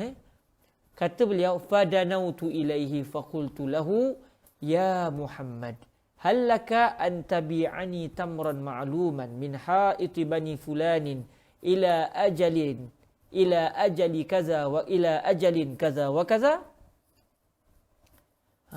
Memang Sayyiduna Zaid bin Sa'nah ni sebenarnya nak cari peluang untuk beliau menguji sifat sabar yang ada pada Nabi. Sebab disebut dua tanda kenabian yang ada pada Nabi akhir zaman, iaitu dia lebih sifat pemurahnya mendahului sifat kebodohannya. Itu satu. Yang kedua, semakin orang buat bodoh kepada dia, semakin dia akan bersikap lembut kepada orang tersebut. Jadi dua sifat ini tidak dapat diamati oleh Sayyidina Zaid bin Sa'nah. Lalu beliau ketika mendengar kisah yang lelaki yang datang mengadu kepada Nabi bahawa ada orang kampung sekian perlukan bantuan, dan kebetulan pula Nabi tanya kepada para sahabat baginda, mereka menyatakan kepada baginda Nabi, dah tak ada duit, dah tak ada kewangan ya Rasulullah, tak ada bantuan yang kita boleh bagi. Lalu Zaid bin Sa'nah mendapat idea untuk menguji Rasulullah sallallahu alaihi wasallam. Kata beliau, saya telah mendekati Rasulullah sallallahu alaihi wasallam, lalu saya telah berkata kepada baginda, wahai Muhammad. Dia panggil Muhammad masa tu sebab belum masuk Islam lagi. Kalau sahabat Nabi tak panggil ya Muhammad, ya Rasulullah, ya Nabi Allah. Kita sendiri pun atas rasa adab kita takkan panggil sesungguhnya Muhammad. Sesungguhnya Muhammad lah, tidak kita akan sebut sesungguhnya Nabi Muhammad, sesungguhnya Rasulullah, sesungguhnya Sayyiduna Muhammad. Itu secara orang mukmin memanggil dan menyebut nama Nabi penuh dengan penghormatan yang tiada tolak bandingnya, kerana kita sangat memuliakan insan yang dimuliakan oleh Allah Subhanahu Wa Taala ini, iaitu Nabi alaihi salatu wassalam. Lalu kata Sayyiduna Zaid bin Sa'nah, mahu tak kamu jualkan kepada saya kurma yang diketahui bilangan dia, yang disebutlah berapa kilo kurma, dia panggil wasak kan. Kalau dulu orang guna timbangan panggil wasak. Kalau hari ni berapa kilo nak tak kamu jual kepada saya kurma yang jumlahnya sekian. Kurma itu diambil daripada kebun Bani Fulan, kebun orang kampung sekian, yang kamu akan bayar kepada saya, kamu akan berikan kurma itu kepada saya pada tarikh yang akan datang dengan bayaran kaza wa kaza. Benar tak? Kamu jualkan kurma, sekarang tak ada lagi kurma, tapi kurma itu akan berbuah katakan 3-4 bulan akan datang. Mau tak kamu jual kurma milik perkampungan sekian yang kamu akan bayar kepada saya dalam tempoh beberapa bulan akan datang contohnya, dan saya akan bayar kepada kamu kurma yang kamu akan bayar secara tangguh itu, atau dalam fiqh panggil bai'us salam, bai'us salam. Bukan bai'us salam, bai'us salam. Jual tangguh, jual secara tangguh. Ambil duit dulu, barang datang kemudian. Macam hari ni Shopee lah, Shopee macam kita Shopee. Bayar duit dulu, barang datang kemudian. Mau tak? Lalu kata Nabi SAW, faqal la ya Yahudi walakin abi'uka tamran ma'luman ila ajalin kaza wa kaza. Tidak mahu wahai orang Yahudi. Dia memang Yahudi. Ini bukan satu penghinaan. Macam kita, hai orang Melayu. Memanglah kita tak rasa pun dihina. Memang kita orang Melayu. Jadi Nabi pun panggil dia ya Yahudi, wahai orang Yahudi. Memang dia orang Yahudi. Tapi kalau hari ini kita panggil kawan kita, oh Yahudi. Itu satu penghinaan. Tapi Nabi tidak menghina lelaki tadi. Sebenarnya Nabi menyatakan dia memang bukan orang Arab. Dia orang Yahudi. Nabi kata, tidak wahai orang Yahudi. Sebaliknya, saya akan menjual kepada kamu kurma dalam jumlah tertentu. Jumlah yang disepakati tersebut, tak dinyatakan di sini berapa. Pada tempoh sekian. Dengan bayaran sekian. Dan saya tidak akan menyebut kebun Bani Fulan. Saya berjanji, ataupun kalau kamu setuju, saya akan jualkan kurma yang berjumlah berapa kilo contohnya, dan saya akan serahkan kurma itu kepada kamu pada tarikh sekian-sekian dengan bayaran yang akan kamu bayar sekarang dengan harga sekian-sekian, tetapi saya tidak saya tidak akan disyaratkan nak ambil kurma itu daripada kebun siapa. Yang penting kurma jenis ini daripada mana-mana kebun pun, kalau saya serahkan kepada kamu, itu sudah dianggap satu jual beli yang sah. Setuju atau tidak? Sebab lelaki Yahudi tadi mensyaratkan dia nak kurma daripada kebun sekian. Kebun tertentu. Nabi kata kebun tertentu tak mau. Asal apa-apa kebun. Kalau kamu setuju, saya jual. Nabi menjual benda yang tak ada lagi. Dia panggil bai'us salam. Tetapi benda itu akan ada pada masa akan datang. Lalu kata Sayyidina Zaid bin Sa'nah, okey khalas, sebab Sayyidina Zaid bukan nak kurma tu sangat. Sebenarnya beliau ingin menguji Rasulullah SAW. Dia tak kisahlah kebun siapa pun, yang penting beliau dapat menguji Nabi SAW. Qultu na'am fabaya'ani sallallahu alaihi wasallam wa atlaqtu himyani fa'ataituhu 80 mithqalan min zahabin fi tamrin ma'lumin ila ajali kaza wa kaza. Ila ajalin kaza wa kaza.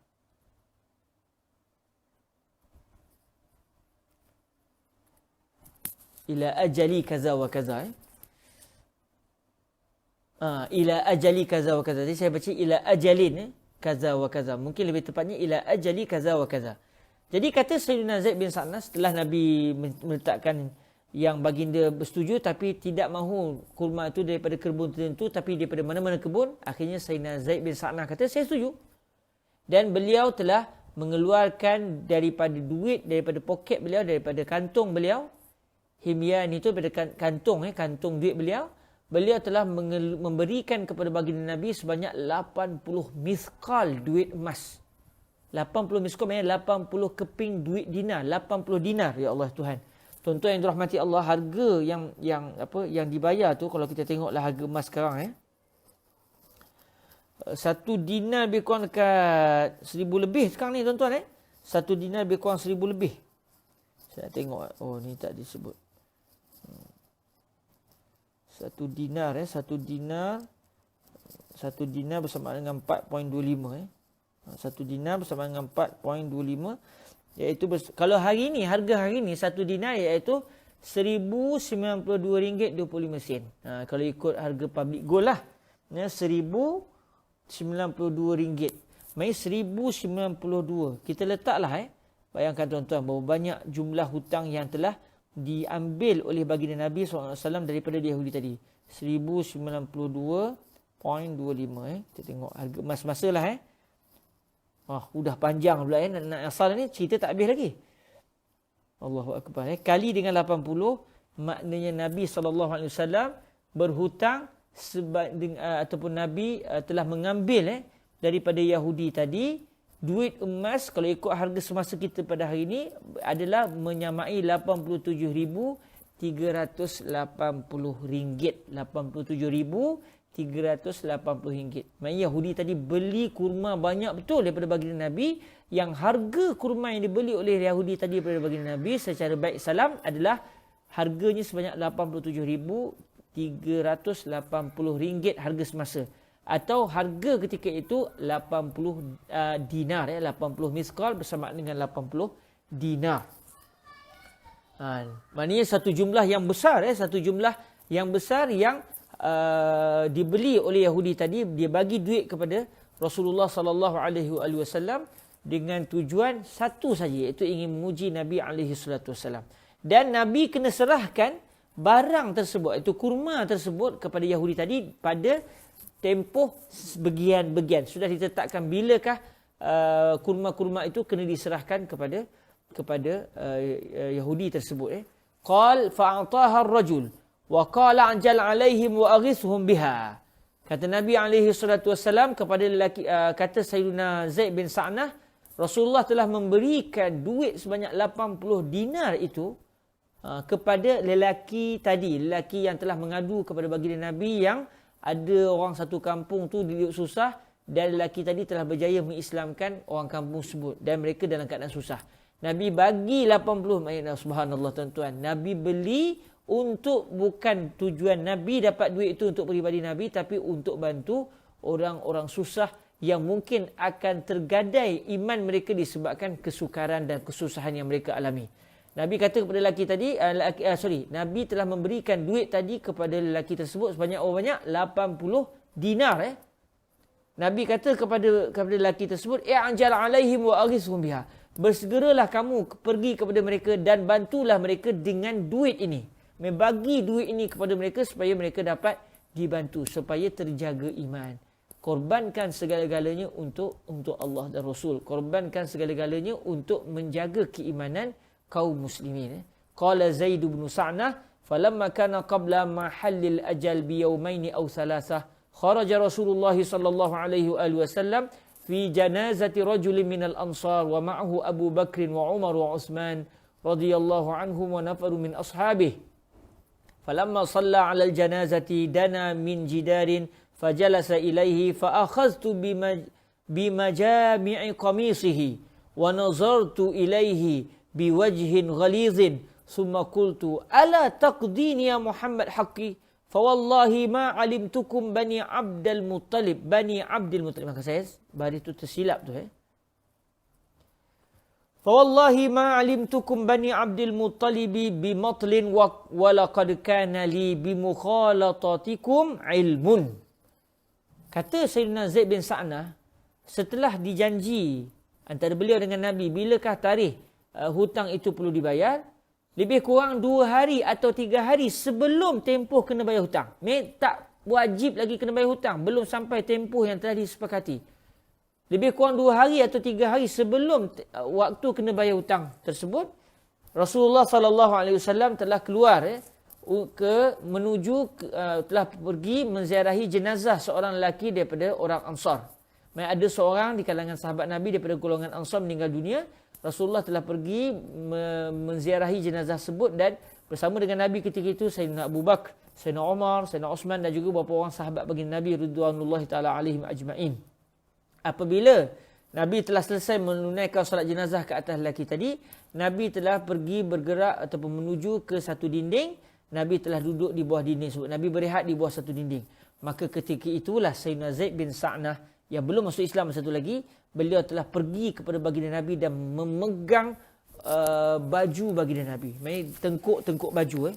Beliau telah menggenggam, meramas tengkuk baju baginda Nabi SAW dan beliau telah memandang Nabi dengan wajah yang bengis. Dia kata beliau, saya telah memegang kita boleh kata tengkuk baju lah, tengkuk baju jubah baginda Nabi, saya telah pegang. Kasar melampau, kurang ajar tu. Dan saya telah memandang baginda dengan wajah yang penuh ganas, penuh marah. Kemudian saya telah berkata, bila nak bayar hutang saya?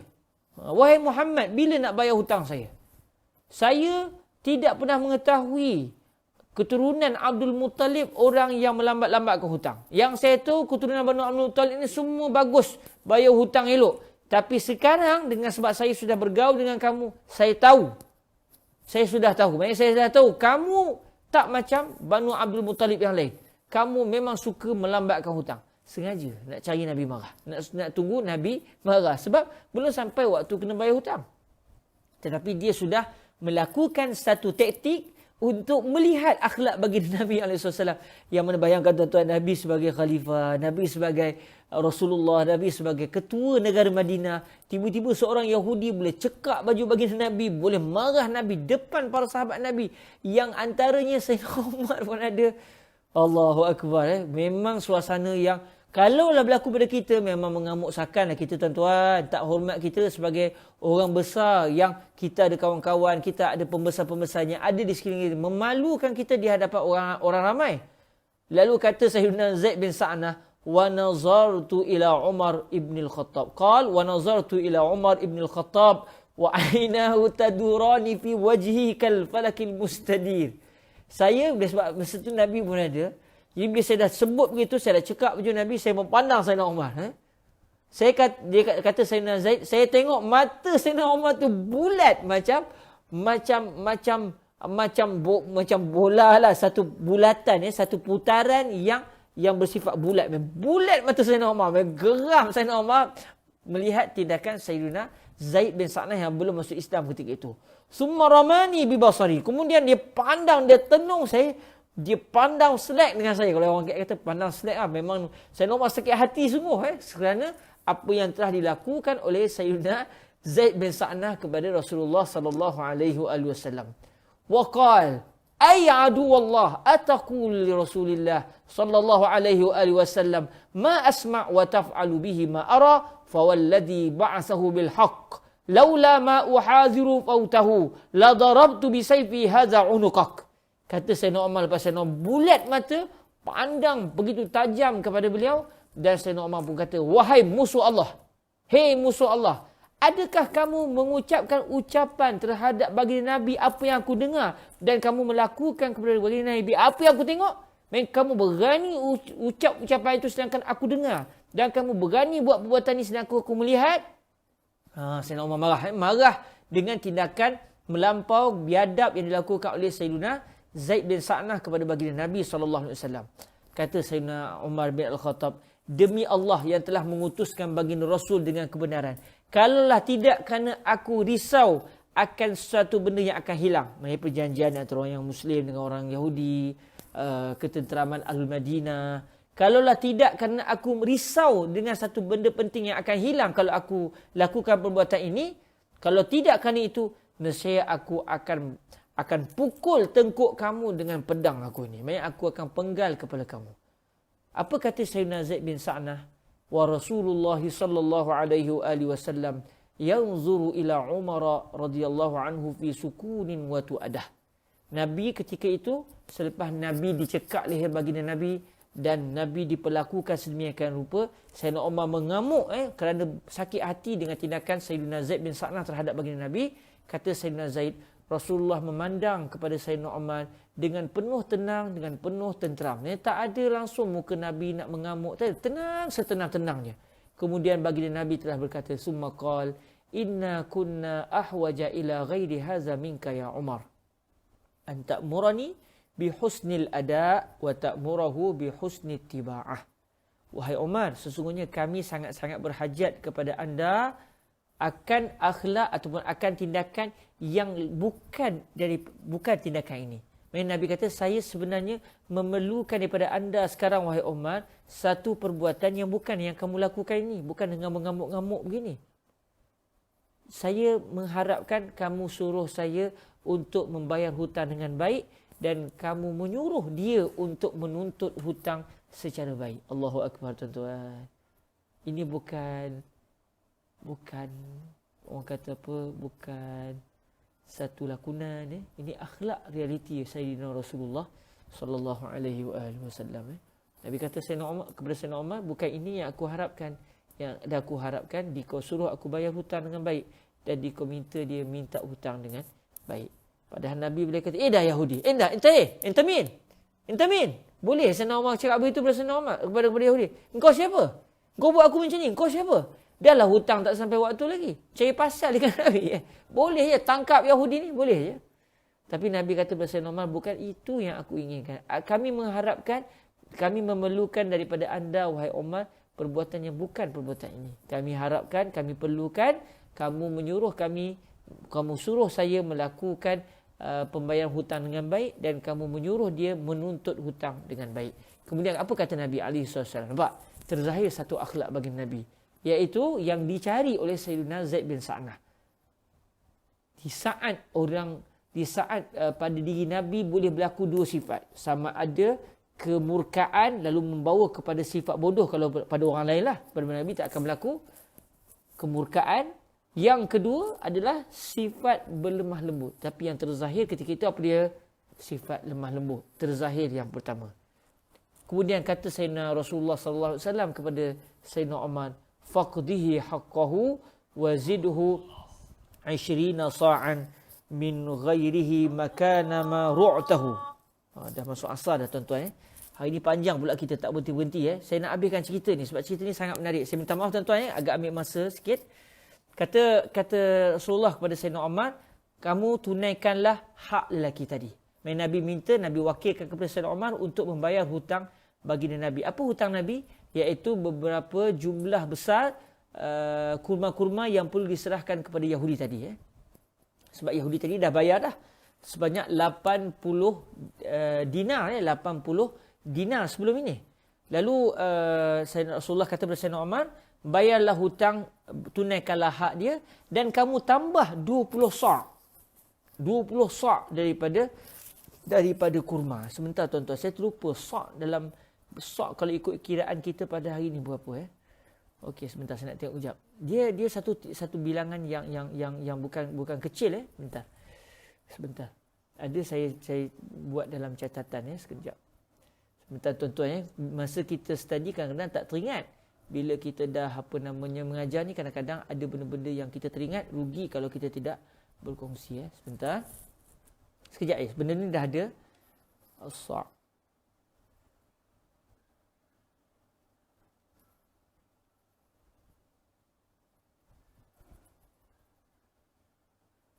Sekejap Okey, zakat. Dalam buku Safinatun Najah yang diterjemahkan oleh Ruwaq Jawi baru ni, saya ada tulis catatan yang penting sebab kita kadang-kadang dah tak guna benda tu, sa' dan sebagainya. Jadi kita kadang-kadang boleh terlupa dia punya kiraan dia punya kiraan yang dinyatakan itu. Dah azan asar sambil tu. Satu sa' betul 4 mud, tapi berapa dia punya kiraan hari ni?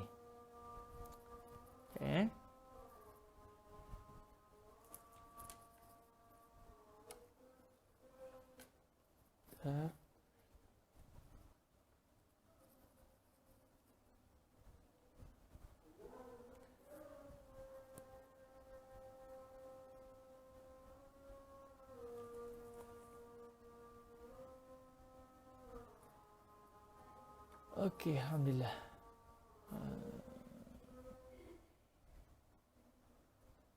Allahu akbar, Allahu akbar. Okey.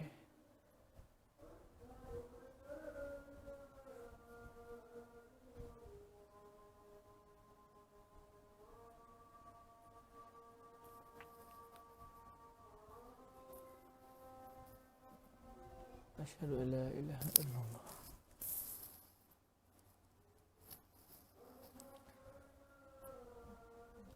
Sambil saya cari, kita jawab azan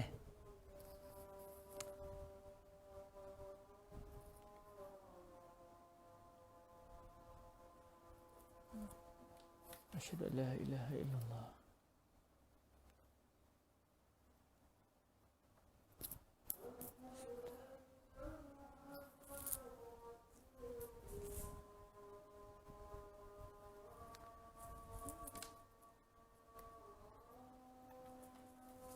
Asyhadu anna sayyidana Muhammadar Rasulullah.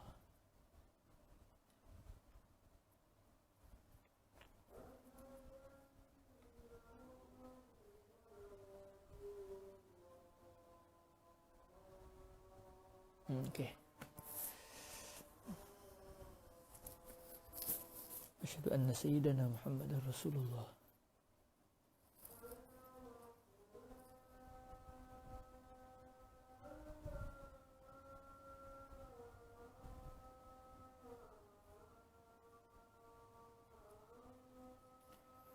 La haula wa la quwwata illa billahil aliyyil azim.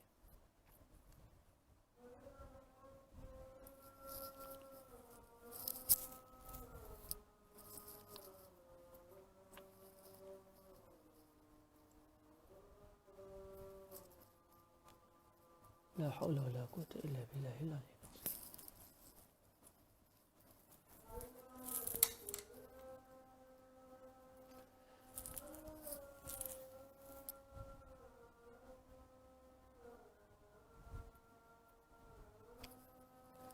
La haula wa la quwwata illa billahil aliyyil azim.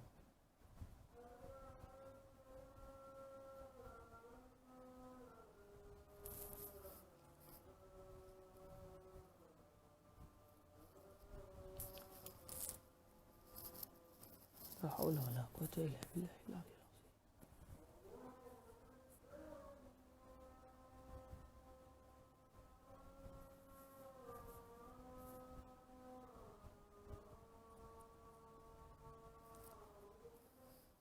Allahu akbar, Allahu akbar.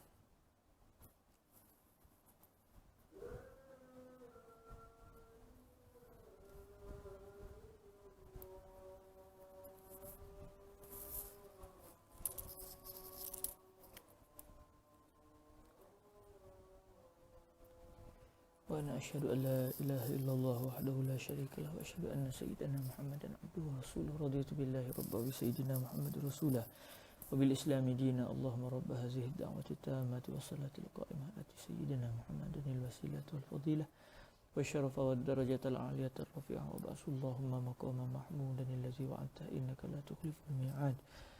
Wa sallallahu ala sayyidina Muhammad wa ala alihi wa sahbihi wa baraka wasallam. Baik, tuan-tuan yang dirahmati Allah, berdasarkan kitab Al-Makayil wal Mawazin Asy-Syar'iyyah karangan Syekh Ali Jum'ah, satu sa' di sisi jumhur para ulama, iaitu di sisi mazhab mazhab Maliki, mazhab Syafi'i dan mazhab Imam Ahmad, satu sa' menyamai 2.04 kg. Satu sa' menyamai 2.04 kg. Okey, saya boleh tulis di sini untuk catatan kita. Satu sa' menyamai 2.04 kilogram. Tak boleh tulis pula dah. Okey, tak ada internet. Lupa. Satu sa' menyamai 2.04 kilogram. Jadi ini adalah kiraan dalam mazhab jumhur lah. Kalau ikut mazhab Imam Abu Hanifah, satu sa' lebih banyak, iaitu 3.25 kg. Itu berdasarkan ijtihad mazhab Imam Abu Hanifah. Tapi kalau ikut ijtihad mazhab Imam Syafi'i, Imam Malik, Imam Ahmad, jumhur para ulama berpendapat satu sa' pada hari ini setelah disukat menyamai 2.04 kg. Maknanya kalau kita tengok kembali kepada hadis tadi, Nabi SAW kata, faqdihi haqqahu wa zidhu 20 sa'an min ghairihi maka nama ru'tahu. Jadi kata Rasulullah SAW, kamu bawa dia, kamu tunaikan hak dia, hak Sayyidina Zaid bin Sa'nah tadi, dan kamu berikan tambahan kepadanya 20 sa'. 20 sa' maknanya kalau satu sa' bersamaan dengan 2.04, 20 sa' bersamaan dengan 40.8 kilogram. 40 kg, 40 kg kurma. Bukan bagi lebih sekilo 2, bagi lebih sampai 40 kg, 40.8. kilogram kurma, yang kurma milik Yahudi itu Nabi suruh bayar berapa yang sepatutnya. Kita nyatakanlah hadis berapa banyak jumlah jual beli antara Nabi dengan Yahudi tadi. Namun Sayyidina Rasulullah sallallahu alaihi wasallam meminta Sayyidina Umar memberikan tambahan sebanyak 20 sa' kurma yang lain. Ni bukan 20 sa' yang diambil daripada hutang, daripada jualan, tapi yang lain. Maknanya diberi tambahan sebanyak 20 sa', iaitu pada hari ini menyamai 40.8 kilogram. Kenapa? Nabi kata makan maru' tahu, sebagai ganti kepada apa yang kamu telah takutkan dia. Sebab tadi Sayyidina Umar mengancam dia untuk hukuman bunuh. Maka timbul dalam hati Sayyidina Zaid bin Sa'nah akan ketakutan. Maka Nabi nak hilangkan ketakutan itu daripada hati Sayyidina Zaid. Nabi nak memohon kemaafan kepada Sayyidina Zaid bin Sa'nah di atas sikap Sayyidina Umar. Dan itu sikap yang sebenarnya sikap Sayyidina Umar itu betul. Betul. Tapi Nabi nak mohon juga kemaafan daripada Sayyidina Zaid bin Sa'nah dengan memberikan sedikit orang kata apa, sebagai sagu hati ataupun wang tambahan ataupun sebagai penyejuk hati berjumlah 40.8 kilogram kurma sebagai lebihan. Qala Zaidun fadhahaba bi Umar faqadani haqqi wa zadani 20 sa'an min tamrin faqultu ma hadhihi ziyadah qala amarani Rasulullah sallallahu alaihi wasallam an azidaka makana ma ru'tahu faqultu ata'rifuni ya Umar qala la faman anta qultu ana Zaid bin Sa'nah qala al-habru qultu na'am al-habru qala فما دعاك أن تقول لرسول الله صلى الله عليه وآله وسلم ما قلت وتفعل به ما فعلت فقلت يا عمر كل علامات النبوة قد عرفتها في وجه رسول الله صلى الله عليه وآله وسلم حين نظرت إليه إلا اثنتين لم أختبرهما منه يسبق حلمه جهله ولا يزيده شدة الجهل عليه إلا حلما فقد اختبرتهما فأشهدك يا عمر إني قد رضيت بالله ربا وبالإسلام دينا وبمحمد صلى الله عليه وآله وسلم نبيا وأشهدك أن شطر مالي فإني أكثرها مالا صدقة على أمة محمد صلى الله عليه وآله وسلم. Lalu kisah ni Sayyidina Umar membawa Sayyidina Zaid bin Sa'nah untuk pergi ke tempat kurma yang merupakan milik Sayyidina Zaid bin Sa'nah, hasil jual beli antara beliau dengan Nabi, dan Sayyidina Umar telah membayar lebih sebanyak 20 sa' kepada Sayyidina Zaid. Lalu Sayyidina Zaid bin Sa'nah kata, kenapa? Apa ni? Saya dengan Muhammad sallallahu alaihi wasallam jual beli kami jumlah gini, ni ada lebih sampai 20 sa' ni apa pasal? Bukan beliau tak tahu beliau tahu. Cuba saya tanya, kenapa? Lalu kata Sayyidina Umar, ini kerana saya telah menakut-nakutkan kamu sebagaimana yang disebut oleh baginda Nabi tadi. Nabi minta saya membayar lebih. Dengan duit siapa? Dengan duit Nabi. Dengan harta yang Nabi SAW dikeluarkan, diberikan tambahan sebanyak 20 sa' untuk memberikan kerehatan jiwa kepada Sayyidina Zaid bin Sa'nah yang sudah ditakut-takutkan oleh Sayyidina Umar bin Al-Khattab radhiyallahu anhu. Lalu kata Sayyidina Zaid bin Sa'nah radhiyallahu anhu, wahai Umar, kamu tahu tak siapa saya? Maksudnya Sayyidina Umar tak kenal Abu Yahudi tadi. Yahudi tadi kenal tu Sayyidina Umar. Yahudi tadi kata, kamu kenal tak siapa saya? Sayyidina Umar kata, tak kenal. Siapa kamu? Kata Yahudi tadi, kata Sayyidina Zaid, aku adalah Zaid bin Sa'nah. Aku adalah Zaid bin Sa'nah. Lalu kata Sayyidina Umar, si pendeta Yahudi tu? Kamu ni pendeta Yahudi. Mereka kenal nama tapi tak kenal batang tubuh orang. Mereka tahu antara pendeta Yahudi besar di Madinah ketika itu, yang hebat di sisi orang Yahudi ketika itu adalah seorang lelaki bernama Zaid bin Sa'nah. Lalu Sayyidina Umar kata, pendeta Yahudi tu? Kamu pendeta Yahudi tu? Kata, ya, saya adalah pendeta Yahudi. Lalu Sayyidina Umar tanya, kenapa kamu buat begitu kepada Nabi? Kenapa kamu sebut kepada Nabi dengan ucapan yang kasar begitu dan kamu lakukan tindakan sedemikian kepada Rasulullah sallallahu alaihi wasallam?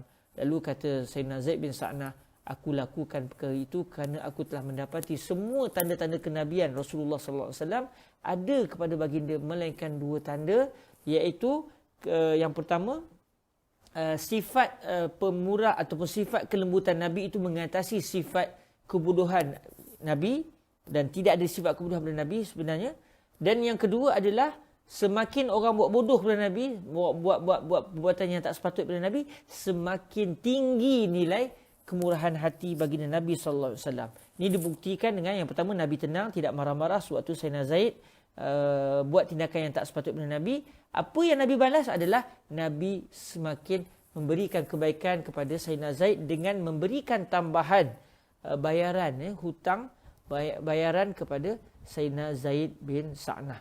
Lalu kata beliau kepada Sayyidina Umar bin Al-Khattab radhiyallahu anhu, saya bersaksi sesungguhnya aku telah redha Allah sebagai Tuhan, aku telah redha Islam sebagai agama, dan aku telah redha Nabi Muhammad sallallahu alaihi wasallam sebagai nabi, dan aku menjadikan kamu wahai Umar sebagai saksi bahawa setengah harta milikku aku berikan kepada umat sebagai satu sedekah kepada umat Nabi Muhammad sallallahu alaihi wasallam. Beliau memang bukan orang tak berduit, orang memang berduit, tetapi beliau hanya ingin menguji untuk memuaskan hati beliau beriman dengan baginda Nabi alaihi salatu wasallam. Lalu akhirnya Sayyidina Umar bawa Sayyidina Zaid bin Sa'nah bertemu dengan Nabi, dan Nabi kata pada Sayyidina Rasulullah sallallahu alaihi wasallam, asyhadu an la ilaha illallah wa anna Muhammadan abduhu wa rasuluhu sallallahu alaihi wa alihi wasallam. Beliau telah menyaksikan, menyatakan kepada Nabi sallallahu alaihi wasallam, aku bersaksi bahawa tiada Tuhan melainkan Allah, Nabi Muhammad sallallahu alaihi wasallam adalah utusan Allah. Ini kisah yang telah diriwayatkan dengan sanad Sayyiduna Ibnu Hibban di dalam sahih beliau, yang menceritakan kisah bagaimana Nabi SAW memiliki satu sifat yang sangat-sangat tinggi, yang mungkin, ya Rabb, moga-moga Allah rezekikan kita secebis sifat Nabi yang mulia ini dalam diri kita. Sebab kita tak akan mampu nak jadi macam Nabi, tetapi moga-moga sedikit qabas min akhlaqihi direzekikan kepada kita. Sedikit daripada akhlak Nabi itu moga-moga direzekikan kepada kita biiznillahi subhanahu wa ta'ala. Dan rupa-rupanya daripada sebelum kedatangan Nabi lagi sudah dimaklumkan oleh Allah kepada umat terdahulu bahawa Nabi akhir zaman ini seorang Nabi yang rauf rahim, wa bil mu'minina raufur rahim. Terhadap orang mukmin, baginda Nabi seorang yang sangat berlemah lembut. Bahkan bukan sekadar kepada orang mukmin, bahkan di dalam kitab Taurat disebut sifat lemah lembut Nabi itu mengatasi kemurkaan baginda Nabi sallallahu alaihi wasallam. Dan kalau kita tengok inilah tajalli sifat Allah yang ada pada baginda Nabi, kerana Allah pernah berfirman, inna rahmati sabaqat ghadabi, rahmatku mendahului kemurkaanku.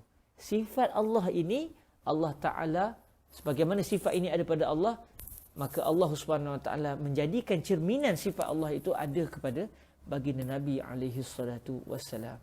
Walaupun terpaksa mengambil masa yang panjang, tuan-tuan yang dirahmati Allah, dan kita baca sikit je hari ini, tapi saya ingin berkongsi kisah Sayyidina Zaid bin Sa'nah yang baru saja kita selesai menelitinya, yang menunjukkan bahawa akhlak bersikap baik sewaktu membayar hutang ini adalah merupakan sikap yang dituntut di dalam syariat, dan ini merupakan pekerti Nabi alaihi salatu wasallam.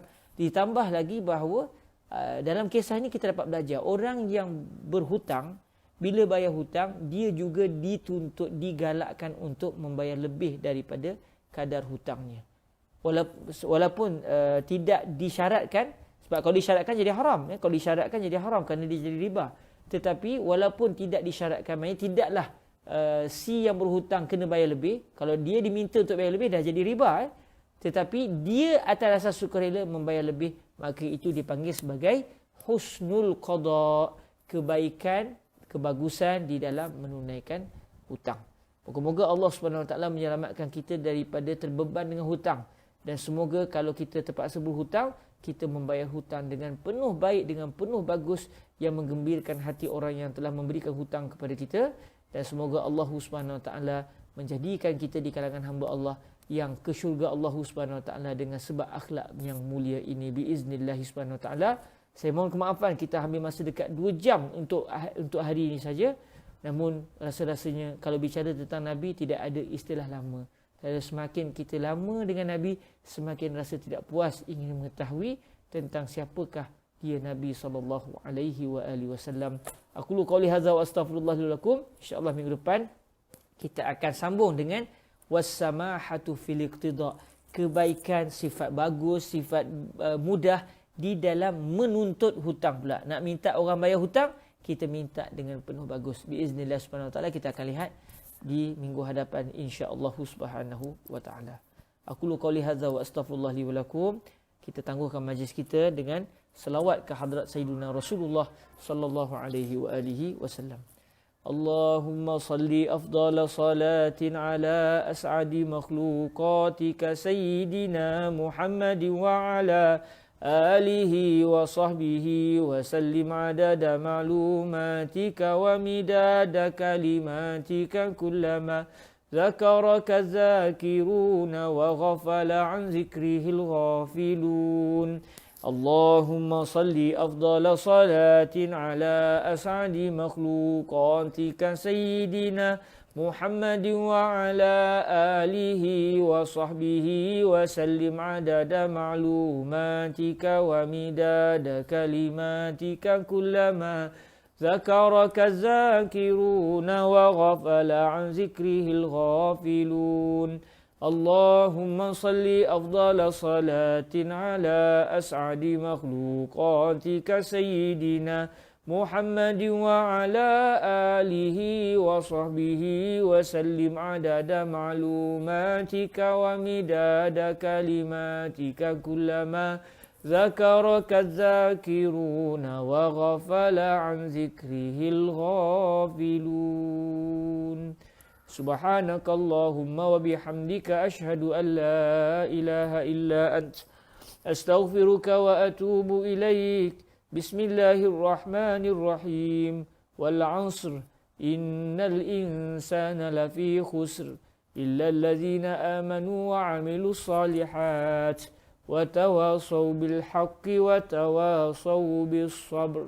جزاكم الله خيرا. السلام عليكم ورحمة الله وبركاته.